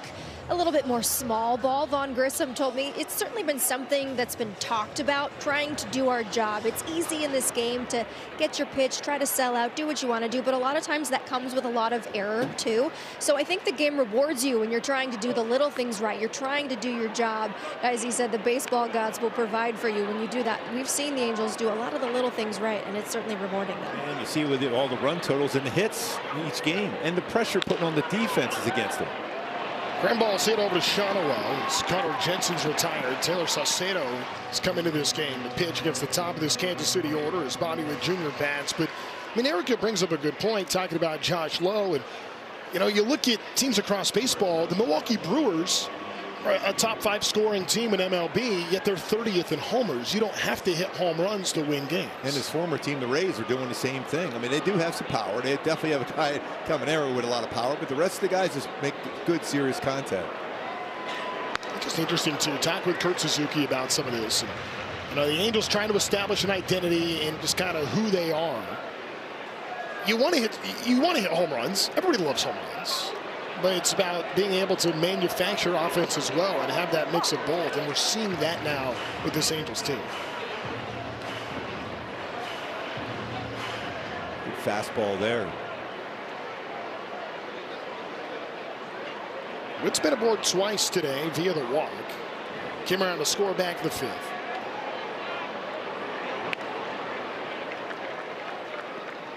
Got to be careful with Witt, especially knowing who's on deck, and Jack Caglione, who has driven in 3 runs of the 5 for Kansas City tonight, including a 2-run shot. He's driven in 4 actually of the 5. And him and Shonwell were battling for that. Shonwell with a couple of hits with runners in scoring position for the first time this year. 6th time he's done it in his career. His 4 RBIs matching a career best. Witt shoots a ball to right field, and that's going to be a 1-out single for guess who? Jack Caglione, set to bat next. 3 times on base for Witt. That's just a solid swing for him again.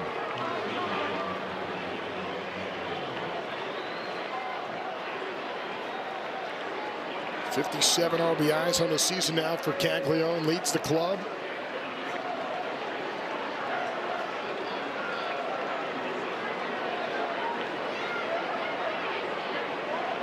Angels trying to protect a 1-run lead against a scorching hot hitter. Sato gets a first pitch strike. Luke Murphy is warming for the Angels. John Schreiber getting loose in the Kansas City bullpen.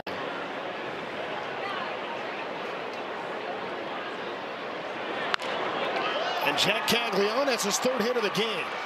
That one into right, going first to third will be Bobby Witt Jr. Now he's being sent home. The throw to the plate is offline, and a run scores.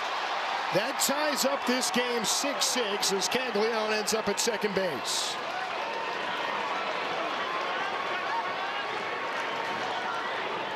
Well, that pitch before, that slider right down the heart of the plate.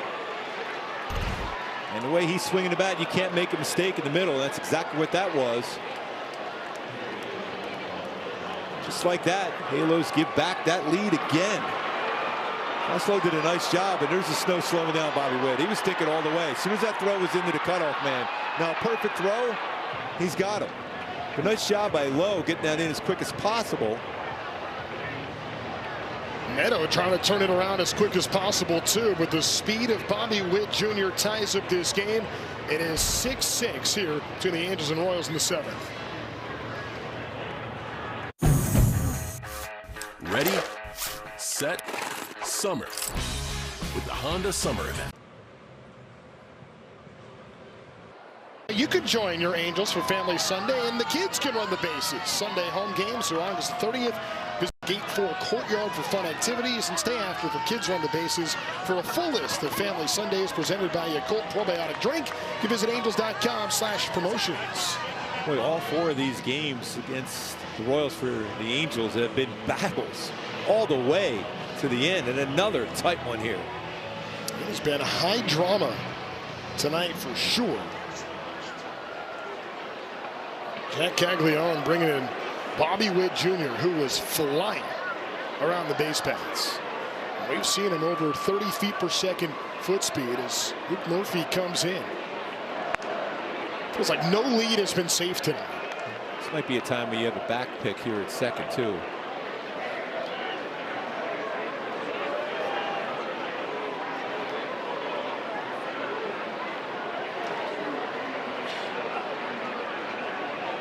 Comes the 1-0 on Lofton. Murphy takes a look back and scanning back safely as Caglione.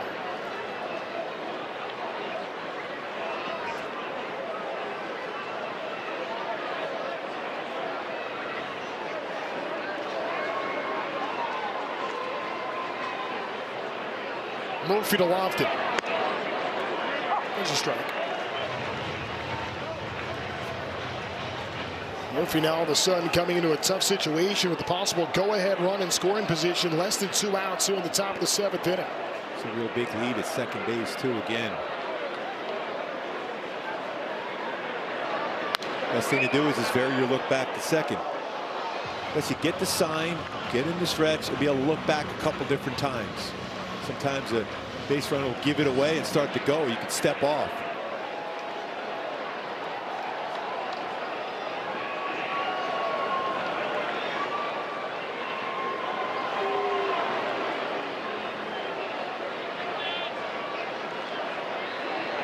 Murphy high and tight. A fastball to brush back lofted.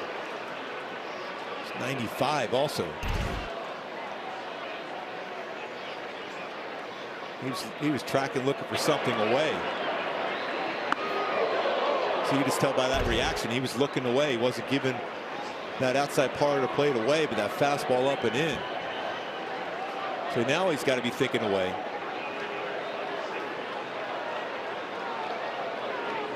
Caglione with a big secondary lead as Murphy misses.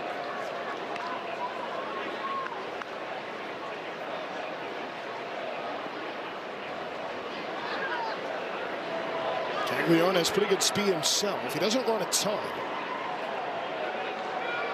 Big lead over off second base. 3-2 pitch. The ground ball to Zach Gunnar. Picks it up. Makes the toss over to first. Caglione was able to move over to third base, but now 2 gone. It's easy watching these two shortstops, how smooth they can be. That's not an easy play for Neto either on that one. Yeah, especially with Caglione right in front of him. Yep. Getting a wrist shot with a screen in front of you as a goalie.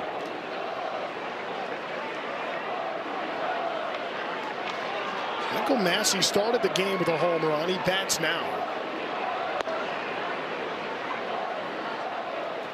I invite you to stick around. Coming up in a moment, our Hyundai 7th inning stretch. Lot to look at across Major League Baseball tonight.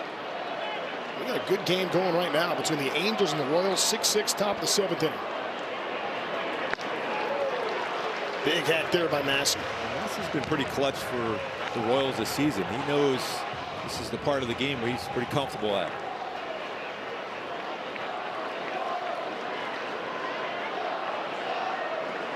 Two hits tonight. Massey rips this ball to right field. That's going to add on a runner. So Kansas City has taken a 7-6 lead. He goes into second base. He is out trying to get to 2, but the run scores, and Kansas City adds on a pair here in the top of the 7th, and they have taken a 7-6 lead here at the stretch. So yet another RBI hit. Now it is time for our Hyundai 7th inning stretch. Let's look at what's happening across Major League Baseball tonight. Munetaka Murakami, number 27 on the year. 11.33 at bats per home runs. It's better than anybody in baseball. Leads rookies. Majestic home run power. If he had been healthy all year, you're talking probably 40 home runs. And then Fernando Tatis, his 13th of the year. That to tie it. Padres are on fire right now. They are hot here in the month of August. As we welcome you inside of our booth. Well, Mark Gubicza, we've gotten a good game tonight. It's been back and forth really all night long. Now we'll have to see how the Angels can answer. Continue to bunch hits together. That's what they've been so good over the last 3 games, in which they won 3 in a row. They're going to have to do that again. They've been doing a good job offensively so far. Hopefully they'll get a guy on and take those extra bases. All right, well, the Angels will be batting when we come back for the bottom of the 7th inning. That's been our Hyundai 7th inning stretch where Kansas City leads the Angels by a run.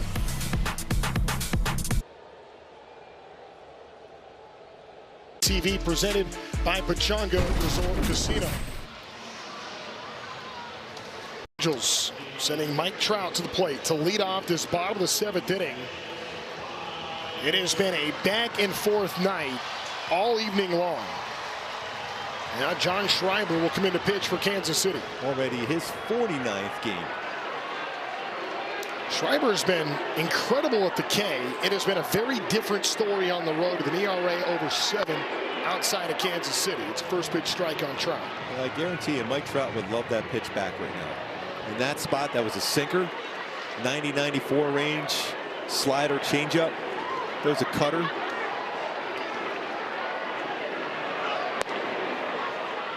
Ball on the strike to Trout.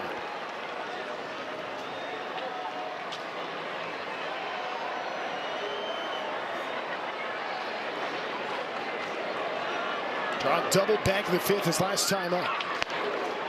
Tried to hold, he couldn't.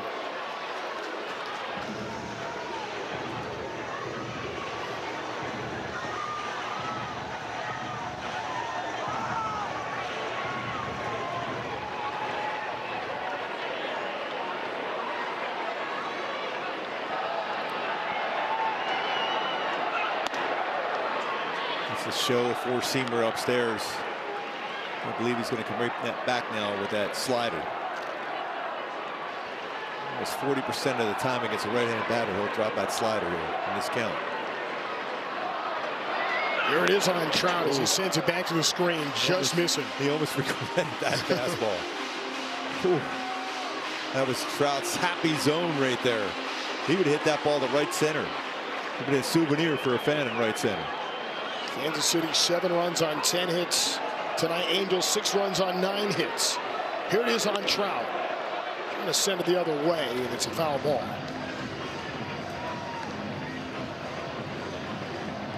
Angels able to take 5 runs off Seth Lugo tonight, then get a run off of Lang. Schreiber, third reliever of the game for Kansas City. Trout hits a ground ball over to Lofton. Lofton scoops it up, makes a toss on the run to first, and there's the first out of the inning for Nolan Shawnuel, who's had a big night for the Angels. He's been just dominating, a 3-run double. The Halo's rolling. Then another well-hit baseball, about 103. Driving in another one, 4 RBIs. 4 RBIs, matching a career high. Shawnuel takes a strike. It's good to see for Shawnuel, who had such a good road trip. Batted .300 on that trip, had a couple of doubles, hit a homer, but then against Texas went just 2 for 12. And now in this series, starting out strong. Runs inside. So good on elevated fastballs too. If that leaks out over the plate, it's a good chance he'll do some damage. Shawnuel's raises batting average to .274 on the season. Pitch is low. Thing when you're facing Schreiber, you just got to try to track the baseball out of his hand. There's a lot of moving parts in his delivery. That's part of his deception. So look for the baseball out of the hand, out of the batter's eye. Angels have already climbed out of 2 deficits tonight. Can they make it 3? As Shawnuel takes a strike. He's going to challenge this one. And Angels have this one challenge remaining. This is going to be real close. ABS review powered by T-Mobile. Here we go. That's a ball. Shawnuel was right. I want to feel it's overtime. Los Angeles has 1 challenge remaining. Angels able to win that challenge.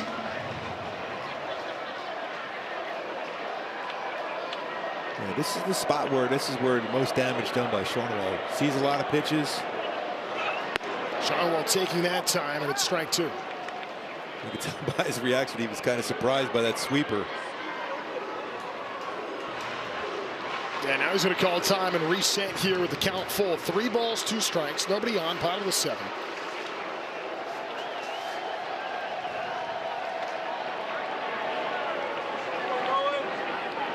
Angels trying to climb back yet again. Shawnuel sends it over to third. Lofton picks it up. 2 gone. He played well there too. That's, he's trying to make contact. A lot of times that's got a chance to get through. Lofton way over that shortstop hole almost. Especially when he's trying to go the other way. Here's Zach Neto. Both shortstops have been on base a ton today. Both shortstops have been on base a ton today. Both first basemen have done some damage today. Strike 1 on Neto.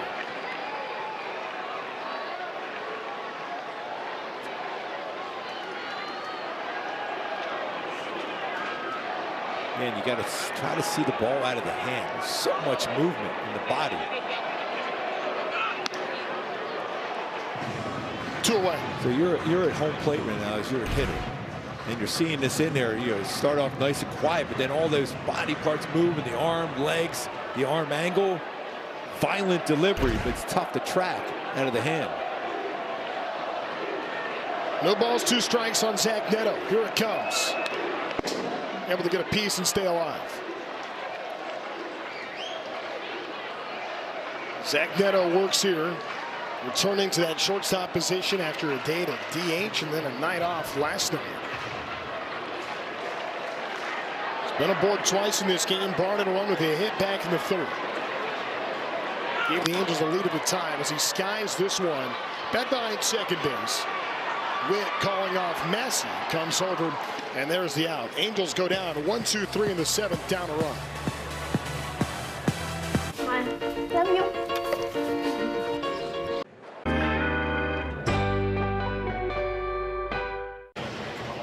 Score big on authentic gear at MLBshop.com. From official jerseys and memorabilia to hats and hoodies, we've got the season covered. Visit MLBshop.com/Angels, the official source for your Angel gear.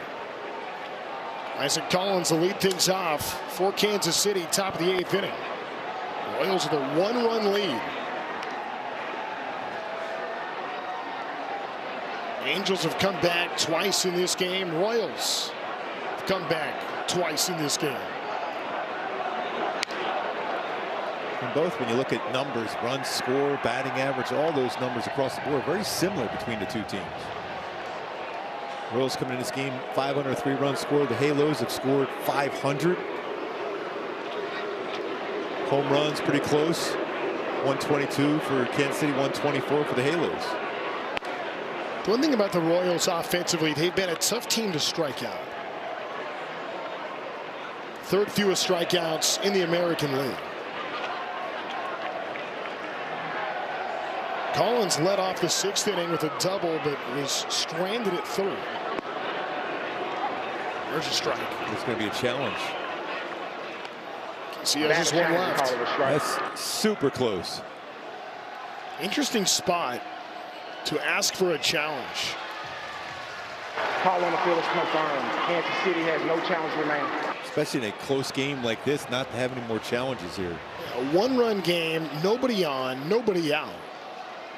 And it didn't swing the at-bat. It was not a decisive pitch. And now Kansas City is out of challenges. The rest of regulation. 2-2. That's low.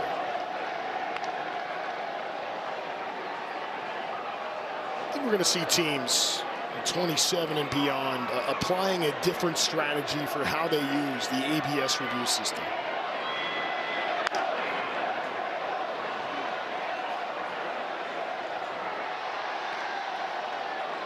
It's 3 balls and 2 strikes in the leadoff man, Isaac Collins, top of the eighth inning. So John Rave waiting on deck. He was able to throw out Trout that saved a run for the Royals earlier. Little pop up to short. Neto is there, and there's the first out.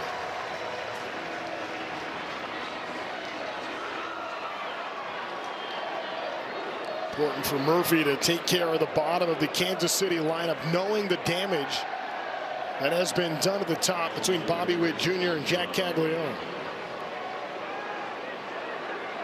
There's John Rave.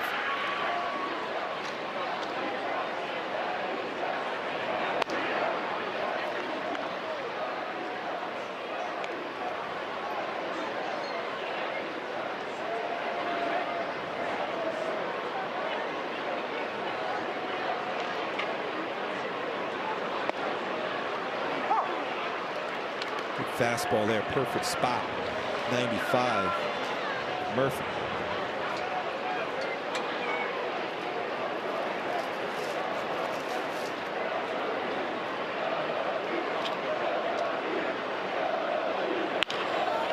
Ground ball over to first. It's picked up by Shonowell. Makes the flip to Murphy covering, and there's out number 2. That's a real nice feed by Shonowell, too, to lead Murphy to the bag. They'll get that inside corner of the base with the base runner going down the line as quick as he was. Shonowell's had a nice night tonight. See some strong defense. You know, he had the one play, took his foot off the bag, was able to get back on. He's driven in 4 runs. That's just the perfect feed, too. It allows Murphy to step on that inside part of it, go back inside a play. Instead, if you force over there, you could have a collision at first base. Josh Rojas sends one back foul. Looking at what's coming up for the Angels, it's going to be Ballesteros, Grissom, and Lowe due up in the bottom of the 8th inning. Angels trying to keep it to a 1-run game. 0-1 from Murphy. Good spot. Another 95-mile-an-hour fastball from Murphy. Remember, no more challenges, too, for the Royals. It has been a complete overhaul in the Angels bullpen. And some of these new young arms have made an impact, and Kurt Suzuki has seen his team play a very different style of play. It was interesting, too. Tim Levesque, new pitching coach for the Angels, is kind of doing some things a little bit differently since taking over earlier this week. As Watson starts to get loose, the Angel pen. 1-2. It's in the dirt. One of the things that they're doing differently now is pitchers meetings. The left-handers are getting together, and then the right-handers are getting together in those meetings. Yeah, because, I mean, really, when you think about it, they throw completely different. So, yeah, you can say, oh, yeah, throw a fastball there if you're a righty, but it might not be the pitch to throw as a lefty there. So just going in there, all the lefties, what do you want to do? The right-handers, what do you want to try to do there to be able to get hitters out? Makes sense. Sure. Especially when you have a lot of new arms down there trying to get to know each other. This ball's hit to center field. Trout trying to track it down, and does. And just like that, the Angels able to shut down the Royals in the inning, but they're still down a run. Bottom of the inning coming up. The Labor Day event is going on now. Baseball on ABTV is presented by Pechanga Resort Casino.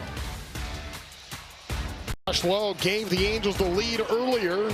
And a nice greeting from Mike Trout. We'll see if the Angels can climb back once again in what has been a seesaw battle in the opener of this 3-game series. And the Angels and the Royals tonight. Halos down a run here in the bottom of the 8th inning. This is Ballesteros. Set to bat. This has been pretty good so far. He touched 99 with his fastball. It's Nate Pearson pitching for the Royals. Curveball, slider, changeup.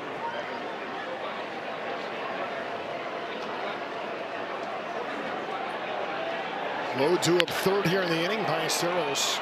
Ground ball over to Massey. There's one out.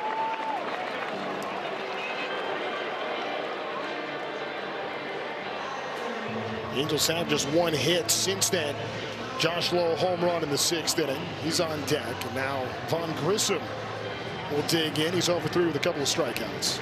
And Ballesteros hit another baseball on the money. 105 off the bat, but at an infielder. So many baseballs hard, it's nothing to show for it.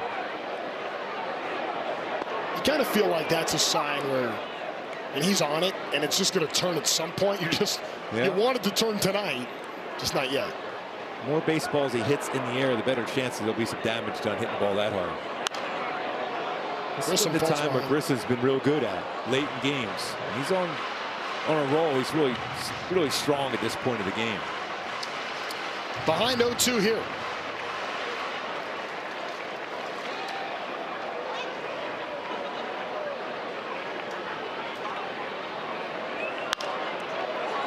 A foul ball. Grissom's always hit well against Kansas City. 375 lifetime against the Royals with 9 hits. And high fastball there. That's that power he has at right center. I imagine you might see a slider here. Another 0-2 offer. And Grissom goes down on strikes yet again, 3rd time tonight. It's going to bring Josh Lowe to the plate. And last time up for Josh Lowe, 3rd straight game with an extra base hit. This time into the right field seats. Well, he went down and got that breaking ball. Now he's going to see some high fastballs more than likely here. That's the pitch he wants to be able to get back to his swing and do some damage. 9 home runs on the year now for Josh Lowe. He got sent down back in May, has made his way back to the big league level, and we've seen some flashes of what you hoped the year would be for Josh Lowe. He just got himself in such a hole early in the year. It's tough for the overall season numbers to really ever catch up. Again, back-to-back fastballs. 0-2 to Lowe, defensive foul ball. I like what he did there. He was just trying to make some contact.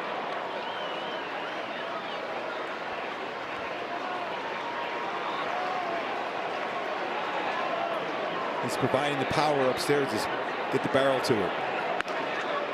takes it away. 100.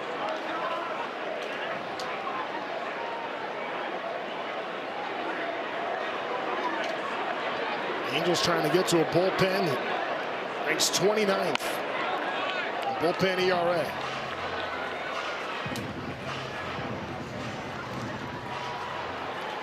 How's that for an excuse me swing from Josh Lowe?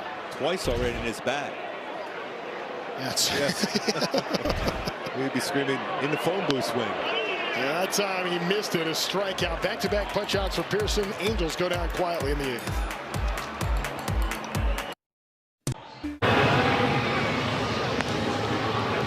Coming up on Friday, August the 28th, it's Zach Neto bobblehead night. Cheer on your Halos against the Phillies. Be one of the first 25,000 fans to receive a Zach Neto bobblehead seated next to his locker, courtesy of Circle K. You can visit angels.com/promotions.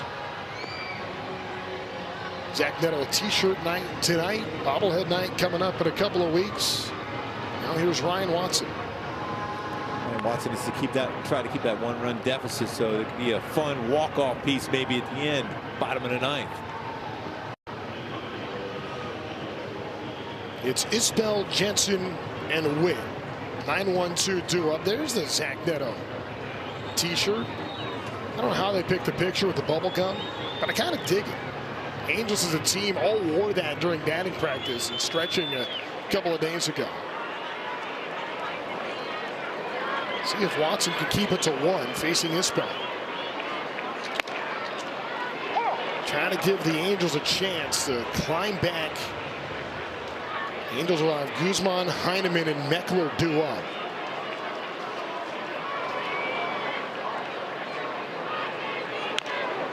Normally you'd think automatically you're going to pinch hit for Heineman, and in all likelihood Suzuki probably will, but he has been on base 3 times in this game with a couple of hits. Even that last at bat, he crushed the baseball to right field. I think it all depends on if Guzman could get on base. Sure. He's been tremendous as far as bunting too. And he may be the best bunter on the team. He's one of the best bunters in baseball. It's going to be a big spot coming up for Denzer Guzman, and hopefully the Halos can keep it just to a run. It's 1 ball, 2 strikes on Kyle Isbell. Peel to third, and that's strike 3. He got him to go after that curve. That's bite to it. So a strikeout to Isbell to start the 9th inning for Watson.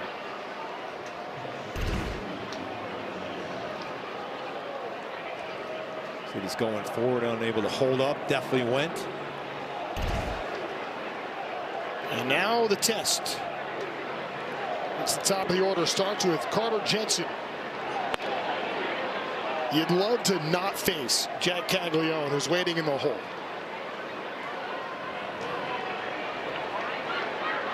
Trying to keep that bat in the dugout.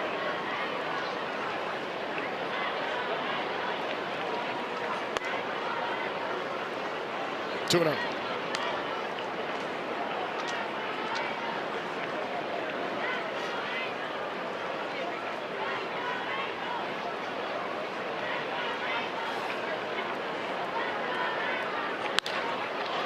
Lifted in the air to left field. He was frustrated on that one. He felt he had a pitch.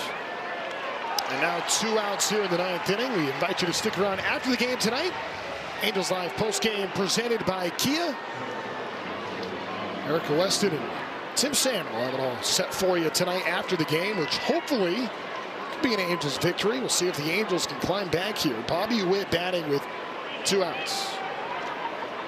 Trying to keep him off the bases. He creates so much havoc. He's been on 3 times tonight. He scored a couple of runs. He was able to score from first in the 7th inning on the Caglione hit. I mean, that was absurd speed. He tied the game.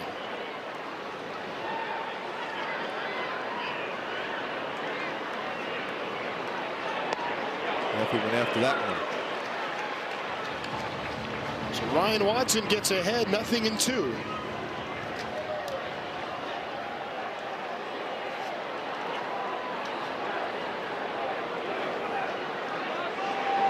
Trying to give the Angels a chance to only have to make up 1 in the bottom of the ninth inning. 0-2 pitch from Watson. Fouled the other way.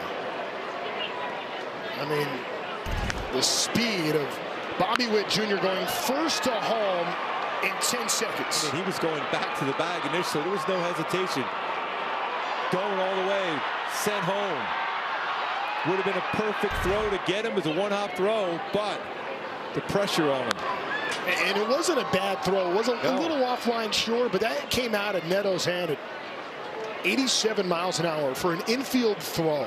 That's in the top 1% in MLB. Yeah, I mean, that's just a tough skip when it gets there as a catcher to try to not only catch it, but apply attack. We've seen him do that a number of times already, Heineman. That was just a tough one. 0-2 to win. He lays off.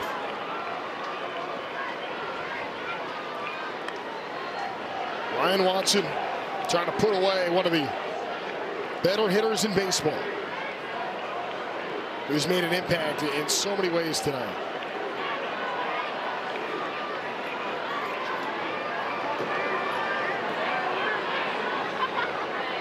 1-2. That time it's strike three, so Watson comes in, sits down Kansas City. 1-2-3. Last chance for the Angels when we come back. Yep, just got back from. Halos down 7-6 here, bottom of the ninth inning. It's time to go back to Hyundai Key for the game today. See if the Halos can pull this one out. Dirty deeds done dirt cheap. See if they can just battle and grind here, get themselves either tie or take and walk it off here in the ninth inning. Got the Mech coming up third. Behind the Mech, though, is Trout. You got Denzer Guzman leading off the inning. Into pitch is Steven Cruz, who's 3 for 4 in save chances this season. It has been closer by committee for Kansas City. They were hoping it would be Carlos Estevez coming into the year. He's virtually missed the entire season. Pitched in one game, that's it. And now Steven Cruz coming into pitch. That's a power fastball, could touch 100. Guzman on the first pitch hits a ground ball to second, and Massey makes the toss. 1 pitch, 1 out to start the ninth. Guzman, who had a 3-hit game yesterday, and started this game with a double and scored, but on 1 pitch retired in the ninth inning. So Jose Siri, it looks like, is going to pinch hit for Tyler Heineman.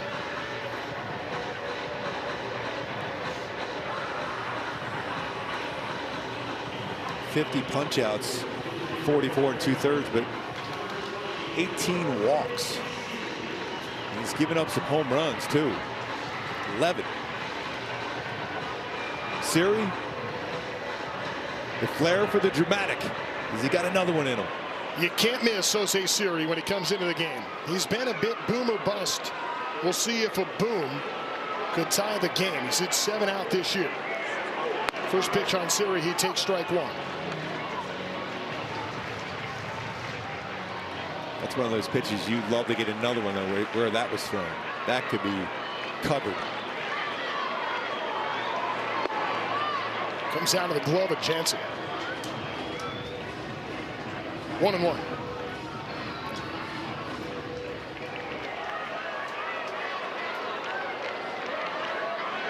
We'll see if Siri can bring a spark in the bottom of the ninth inning, down a run.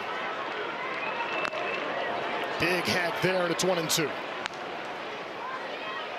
Now you just think of getting on base. You had your shot to do some damage. Now contact. One thing the Halos have done a tremendous job during this 3-game winning streak is putting pressure on a defense, making contact. You know you have a contact hitter coming up, and Wade Meckler on deck. Siri makes some contact. It's up the middle, picked up by Massey. Siri's speed, and he's safe. Wow, that's some speed going down the line.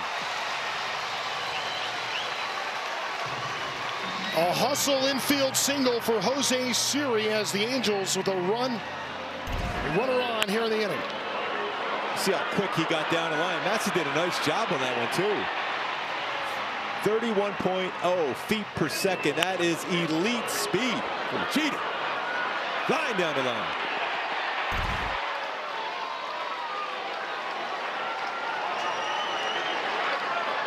Serious 3 stolen bases on the year as Wade Meckler backs and takes the strike.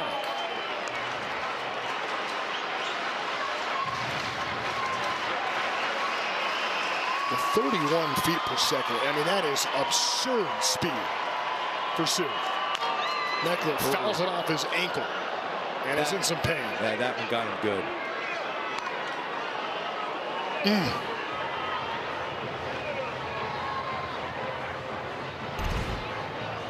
And that hurts.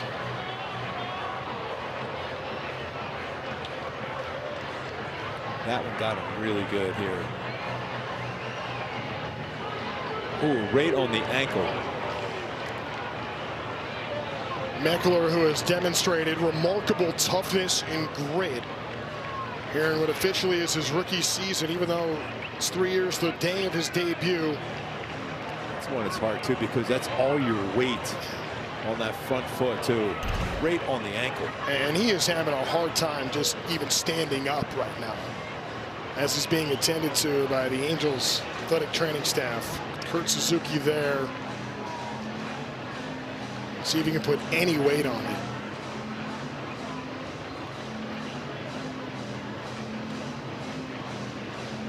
Incredibly painful, and we'll see if Meckler, first thing is just making sure he's okay, and then what's he doing this at bat?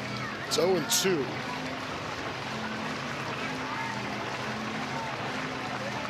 He's trying to be able to put some weight on it. And this one just got him square on that ankle. You can hear the sound too. Well, now Meckler is starting to do some jogging and prove that he can stay in this game. Boy, that is an absolute fighter for the Angels.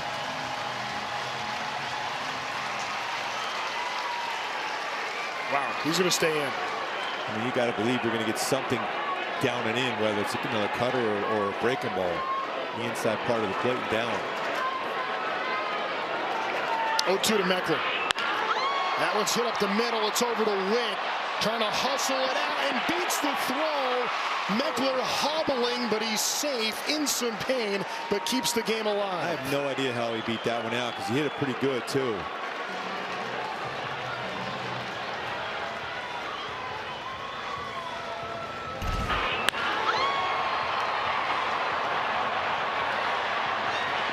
I mean, that is giving every ounce of what you have. I don't know how he can stay in this game, Goody. He is in some real pain. Just enough of an odd hop to be able to allow him to beat it out. 27.4 feet per second go down. He's got elite speed normally, but he was unable to get down there his normal way. But he preferred to jog around the bases here with a walk-off home run for Trout. Yeah, and I was told Peraza was going to come in and run for him. I mean, Meckler, that guy just gave you everything that he has to keep this game alive. The guy can barely walk. And wow. It's still going down as hard as possible. Mike Trout got the Heart and Hustle award earlier today for the Angels. He's batting here. Wade Meckler's got some heart and hustle too. Ooh, he's challenging that one. Worthy. Battle challenge call of a strike. That's going to be super close. ABS review powered by T-Mobile. Barely touched it. It's worth it though. Los Angeles has no challenges remaining. In this situation, the bottom of the ninth inning, down to your final out, of course. Nice walk-off home run for Trout, 2015. He's got 18 career home runs against Kansas City. Trout fouls it back, and he falls behind 0-2.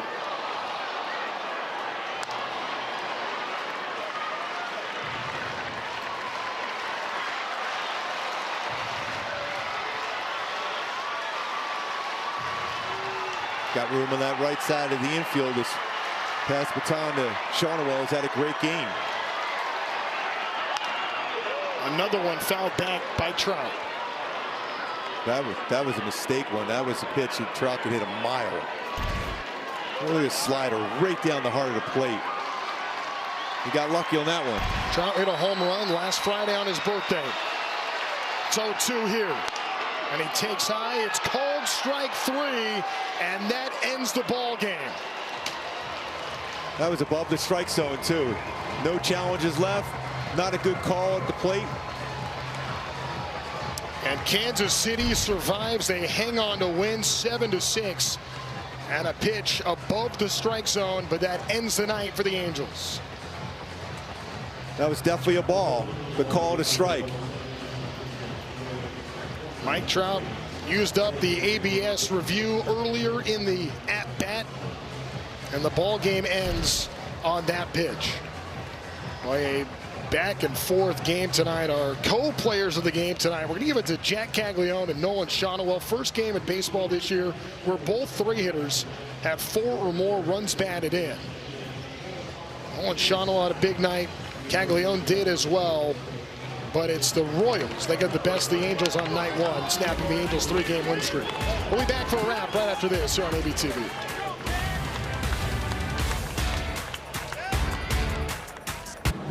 Nissan really pushes these cars.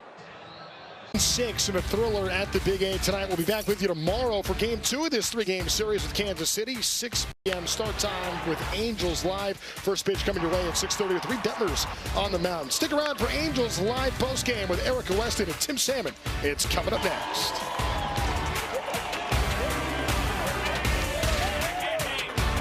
You know what's loco?